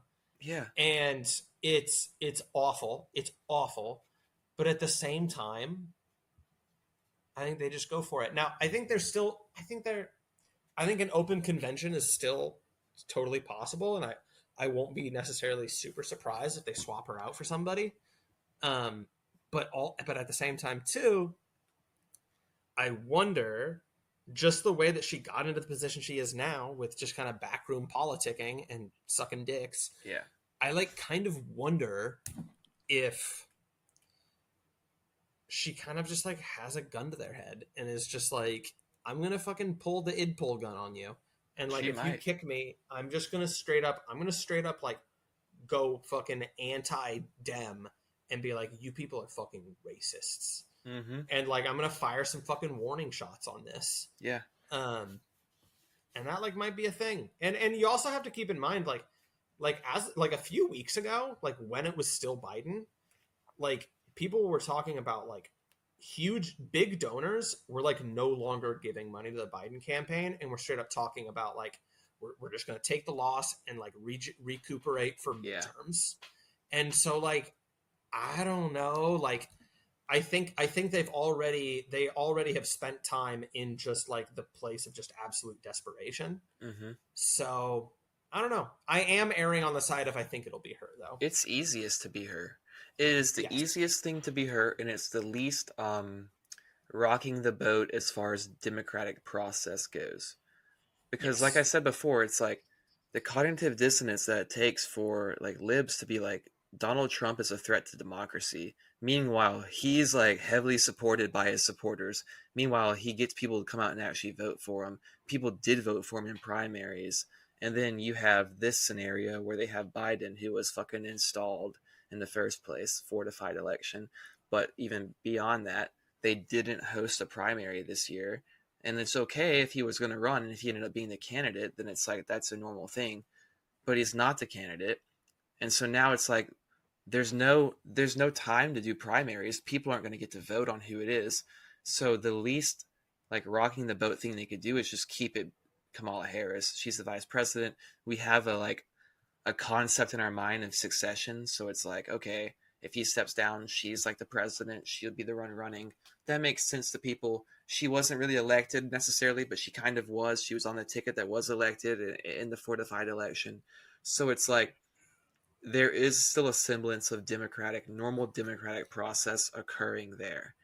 If they do not run with her and they do an open election and they install someone else, there's no level of democratic process that occurred there whatsoever. At no point in time did anyone vote for whoever that individual was to get to where they're at all. At all. Not even as being a part of a ticket or anything like they did with Kamala. Nothing. So that is like, to me, that's a delegitimization scheme that they can't have happen to a certain extent, to where it makes it easier Wait. What is? Sorry. if you replace Kamala. It's just such a Yeah. that's not a democratic thing. There's no one voted for the person if you replace Kamala, and everyone knows it. And people will go along with it or whatever because they don't want Trump, but some people won't. And it's like, It's so crazy to think that not going with Kamala is the less democratic thing to do. right, but it really is like even on paper at least for sure. No, it does make sense. It's just fucking crazy. Like this chick didn't win a single delegate in the No, primary. She no. dropped out before Iowa. That's how fucking horrible she was. Like I really don't. I don't know. And she's at the I very really like don't she know. was literally just a DEI fucking Yeah. hire for the ticket. But then once she was a part of the ticket, that was a vote. Like that was a ticket that was whether or not there was fraud and whether or not there was tinkering and fortifying. That was a ticket that was voted on, and she was a part of it. So there is some tie to a legitimate semblance of the democratic process, which got her to where she's at now. They didn't get her to the Right. vice president ticket, but once she was on the vice presidency, she got to where she's at now through some spectacle of voting that resembles a democratic process like we normally have. If they take her out and they install someone else, it's clear that it's like the people just didn't vote for that at all. And I don't know that people even really want Kamala, but that's just such a major departure from normal democratic process that it seems like it's even too much now. The system is stressed as it is, and I think that's just a lot to ask people to handle. Um, but I don't know. They might do I it mean, just the flip on Joe Biden alone, just seeing right. that glimpse of reality alone was enough. Huge Was shock. such a whiplash. Hmm. And they can't afford a lot more of those. And then you have stuff like what's happening with like the assassination attempt. There are shit happening that they're like, whoa, we can't have a lot more destabilization around this process. Not right now. It's inevitable. It's gonna fall apart. But it's like you gotta try to bolster it up some way. You have to, unless you're completely just strip mining us, and you know that this is a doomed project, and you're just strip mining and trying to get out of here, which is maybe likely what all the elites are doing. But there's got to be some people that are like, come on, let's try to rein this thing in a little bit. And if they're gonna try to do that, I feel like you have to run with Kamala, even if she's doomed to lose. You still have a semblance of like democratic process and stuff that you can work on in the midterms or whatever. But if you just completely say, well, no, Joe Biden, the incumbent who's now stepped down and endorsed Kamala, who's his vice president and who was voted on, allegedly, whatever. We're no longer going with that. We're just going to install someone else. That's a whole thing. I don't see that being a good move at all. Even if she loses, I think it would be better for them to run her and then, like you said, regroup on the midterms. Like, they're going to lose no matter what, I think. So why would you fucking Well, and risk? that's an interesting thing about this too now. So you're seeing a lot of you're seeing a lot of stuff online of leftists are basically just going, "Oh man, right wingers are melting down because they just fucking, dude, they just fucking spent all this time running against Joe Biden, and now they're coming up against Kamala. They're fucking having a meltdown." And it's really weird because like, why would anyone think that? Like having either of them run was going to be a blessing, right? Yeah. And so it's very strange just like figuring out how to respond to these people when they're like so completely deluded in this way. Yeah, I don't even know. Sorry, I lost my train of thought there a little bit. No, it is. I'm almost amazed that was the first time that's happened with how much I've been smoking during this. Well, the level of like lib cope is really so astounding. Like that's what you're basically talking about. There's like people just being like, "Oh wow, Yes. they're not going to have anything for Kamala." It's like, what are you talking about? Kamala doesn't have anything for anything. She's never had anything. She's never moved anyone. She's never gotten a positive emotional response out of a single person, I don't think, in her life. It's only ever been like, I'm just playing my cards right in a cynical way in the back rooms, and I'm gonna just fall upwards. It's never been she made a good speech that people resonated with. That's the thing with Trump. It's like he's not making the right moves, maybe like in the back rooms, but he's speaking in people. It resonates with people in some way. He's doing shit that resonates with individuals. Kamala's never done that, and like neither did Joe, of course, either. But like there was more of a moment behind that than Kamala has behind her now.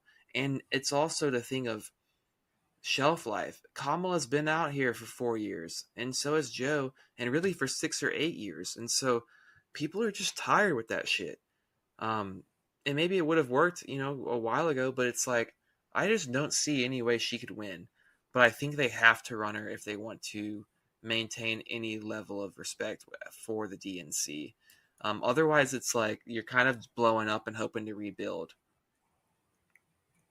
Yeah, I don't know where this is going to go. I have no idea where this is going to go. I have to say I'm really enjoying the ride.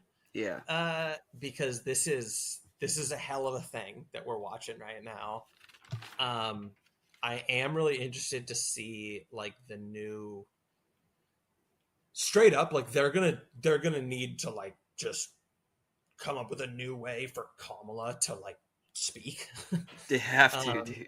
As like as weird of a thing to say as that is, like, and so I'm just interested to see, like, they're gonna give her a rebrand. They were just like they were basically just like not putting her out in public for Forever. large portions. Yeah, for large portions of this administration. And so I don't know how these Duke boys are getting out of this one. These crooked Hazard County schemes.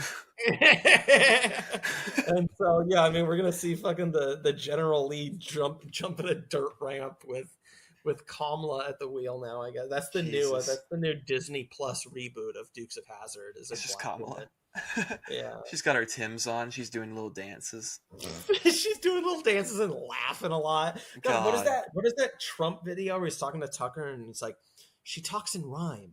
It's very weird. It's very weird. Like, and then the bus goes here because that's what the bus does. It's very strange. I She love talks in that. rhyme. Hell yeah. Dude, she is like uncanny valley level AI kind of like it She's looks like like a Batman villain. yeah, she looks like something you would create with a computer game and not the way that a real person interacts with other people. She's so Right, she's lizard fake person. It's creepy, dude. Like, people were putting clips up of like when she was in the debate, And like Oh yeah. she never actually said anything. She would remember that time when she was like, "This reminds me of like in the Wizard of Oz when they look behind the curtain and there's just the little dude." And then like that's it. That's all she says. Yeah. And then like Bernie kind of tries to start talking and she just starts laughing and you see her like nervously looking around at other people's reactions. And Bernie's just like, "Oh yeah, so anyways, I want to talk about this thing." And she's just laughing about saying the little dude and like what's going on? Yeah. What's It's going on? And you know that there's going to be some deranged person on antidepressants that like writes about how like that's like black joy and like talking about nothing but the issues at a debate is white supremacy or something. yeah, Like yeah. She's spicing it up, just having a little bit of fun to cook out. yeah, exactly. These white politicians just don't like to season they debates. Oh man, yeah, dude. I think the Democrats are fucking cooked, bro. I don't see what they could have to get for Trump. I just don't see what they could do about it. Kamala's not the ticket. Even if she's on the ticket, she can't do it. She she doesn't motivate people to vote. Yeah, and then Trump is just he's right now he's in the pocket, dude. Like whether or not you like his politics, he's doing good politics right now. Like whether or not you like what those politics entail, he is doing good politics. And it's almost like you kind of just got to respect it to a degree. Um and me as being someone who's like politically like nerd guy kind of to an extent, I'm interested in politics even though I try to disengage from it to a healthy extent. Um, I respect what he's doing. And I'm like, he's doing patronage. He's doing the thing. The JD Vance pick I think was smart. I don't really like JD Vance. I think he's scummy and like real shady. Um, just a poor little old me from down fucking Ohio. My mama addicted to painkillers, and then I just got lucky, and I went to Yale, and I just happened to meet some fantastic people up there, and yeah, I mean, let's get on this guy, but at the same time, it's a smart move him as the VP pick, and it's clear that he's representing a shift towards a certain type of person that he is his voter. He's appealing to a certain type of voter. The he's been appealing to the whole time, pretty much. It's like the forgotten white working class, rural kind of whatever, midwestern factory worker kind of shit. Those people. Mm-hmm. He's appealing to those people strongly with the JD Vance in a way that Mike Pence never did, in a way that no military guy would have, in a way that some broad, DEI kind of pick wouldn't appeal. He's saying, "No, fuck that. This appeals to y'all, even if it's not like, even if it's a psyop or whatever. It's real politics that's happening." Yeah, I think I think the other aspect too is that while one of the shadiest things about Vance is his connection to Teal. Yeah. Obviously, even though we used to be employees of Peter Thiel, obviously. I mean, if he's looking to get us back on the payroll, jeez. Like, while that's the shadiest thing, it's also like I consider JD Vance to be kind of part of like the postmodern right. He's like post-liberal. It's like this guy has like a mold bug on his contact. Yeah. You know, He's kind of based. Like, I'm not saying that like he is kind of based. He also just like is like has connection to fucking Palantir and is like kind of glowy a little bit, right? So it's how the fuck did he get his? Okay, I mean he comes out of nowhere with a book.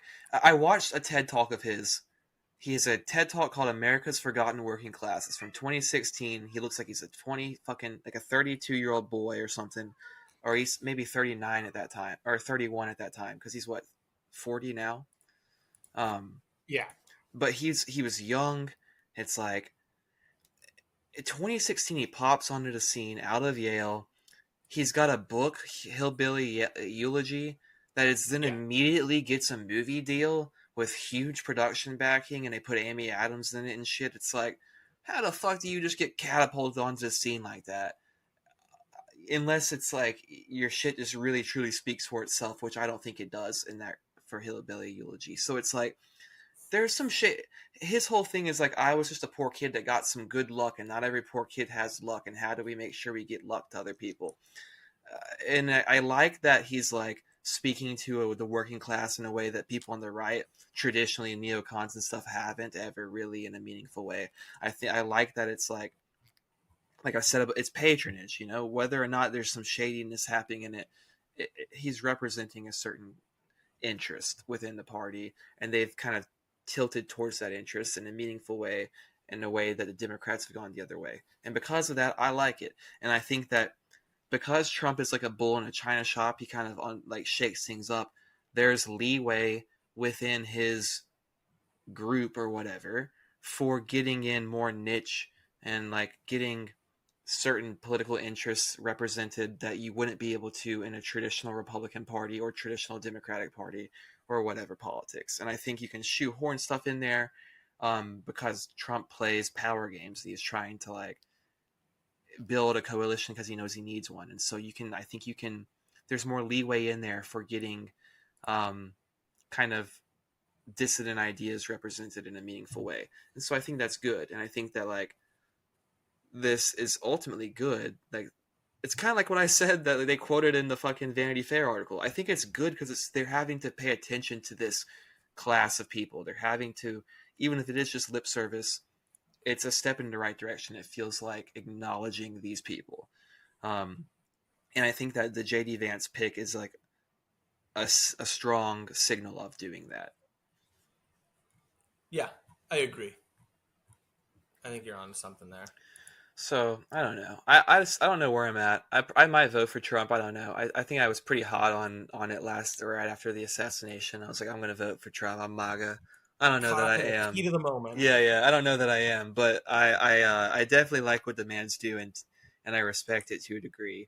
I still have my thing where I'm like, I don't think that he's the right solution and everything, and so because of that, I want to hold out for something better and not play the whole just both sides, what's lesser evil kind of thing that you're always asked to play in every election. That is interesting because all up until the assassination, I had really kept an emotional distance from this whole thing, and then I got swept up. Me too. And I've kind of been reevaluating that a little bit myself. Now, I'm definitely going to be voting for Trump. Yeah. I've made up my mind, unless something crazy happens, I guess. But which he could get killed. He could get killed. But I have been kind of reevaluating just that, like, all right, I want to kind of bring it down a little bit of a notch. Right. But again, this shit's candy, dude. Like, this shit is out of fucking control, and it's hard to put down. I'm like literally having a hard time not just looking at Twitter while we're talking right now, because it's like something crazy could be happening. Yeah, exactly. Dude, oh, go ahead. Sorry. I was gonna say, I don't mean to cut you off. You go ahead and finish up. Oh no, no. I want to hear what you were gonna say, because I was about to close out. Oh well, I was gonna say I think it could get crazier. In the vein of you saying stuff is pouring in, I think it could get crazier. I was listening to, and this is a fun thing, I was listening to Alex Jones on Tim Dillon's podcast. They did like a emergency episode after the assassination attempt. I listened to it like a couple days ago, and Alex. Oh yeah, I watched that. Yeah. Oh, nice. Okay, nice. So we're on the same page with the context, and he's talking about, he thinks, and of course he's Alex Jones, so he's got like, the very apocalyptic kind of view on a lot of things, but he's like, they're gonna keep trying to kill Trump. Like, there's gonna be, if that didn't work, there's gonna be a continued attempts on his life in other forms, and whether or not it's like, he thinks it's a controlled or planned thing, and whether or not it's that, or it's just the ideology base that's been built up through the media the past few years still working and filtering its way out through the population, creating these, people with twisted up heads that want to go shoot the president. Whether it's either one of those things, he seems to think there's a high likelihood for more and more attempts like that to happen. So it could be that we see more shit like that. Like, things could really get even more crazy than they are now. I've heard people talking about this, and it's interesting. I think a few people have basically been talking about like this shit's completely out of control because the plan was to just kill him. Yeah. And that just didn't happen. Mm-hmm. And so now they're figuring it out now and shit's falling apart. Right. And I think there's something to that. Same thing with the election stuff, you know, it's like, did they rig it? Hypothetically, right? Did they hypothetically rig it? Yes, right? They did. But my take has always been, I think that like really cost them a lot. Yeah. I think that cost them a lot. It's like when like a woman has a baby and gives birth. It's like that took a lot out of you, and it required like it takes months and months just to like build up like the nutritional stores to be able to conceive and have a kid again. Yeah. Right. And I think that's like that. It's like, yes, you can do a rigging. That doesn't mean you can do it every fucking election cycle and not have your power crumble. Right. And so, and I feel the same way about the assassination attempt. I mean, at this point, like, I think it just got released today that like the GPS tracking of one of the shooter's like friends he hung out with regularly, like went to his house and his workplace and like visited some like building just down the street from the FBI headquarters in Washington DC like weird shit, dude. This kid has no digital footprint. I don't think the BlackRock ad is really anything. No, but that's just like, the universe just throwing in a little cherry on top. Exactly. That's God just having a sense of humor. Yeah. It's so wild. But like I do kind of think there's something there. And I say that begrudgingly because I don't necessarily like to just take the retard pill necessarily. But dude, I mean, if you look at there. So we'll see. Yeah, if you look at the Secret Service shit, it's like something apparently was so fucked up there. Exactly. But sloped roofs.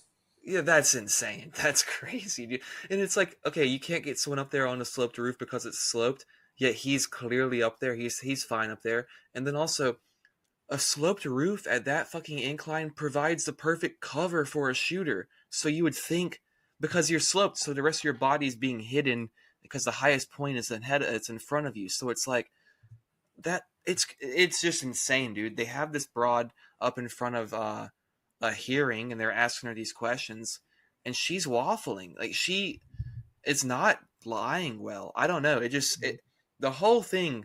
There is clearly some deep incompetency at play, but that can't explain it all. Like that, that's something I've been like picking up. Like, think people are just incompetent. There's really just so much people that are just retarded that's what's going on. But there had to have been something more there because it's so crazy. It's so negligent what happened there that it can't just be incompetency. And if it is, then we are truly fucked. Yeah, 100%. So we'll see 100%. What happens the next few weeks. So keep your eye on the Twitter timeline and text me with breaking news because I've been the one texting you with the news recently. I know, dude. I'm literally on the COH News Network right now. You're like telling me everything, and it's not even good either. It's just like I just sent 2 words: Biden out. Like, just not. I know, even dude. Info.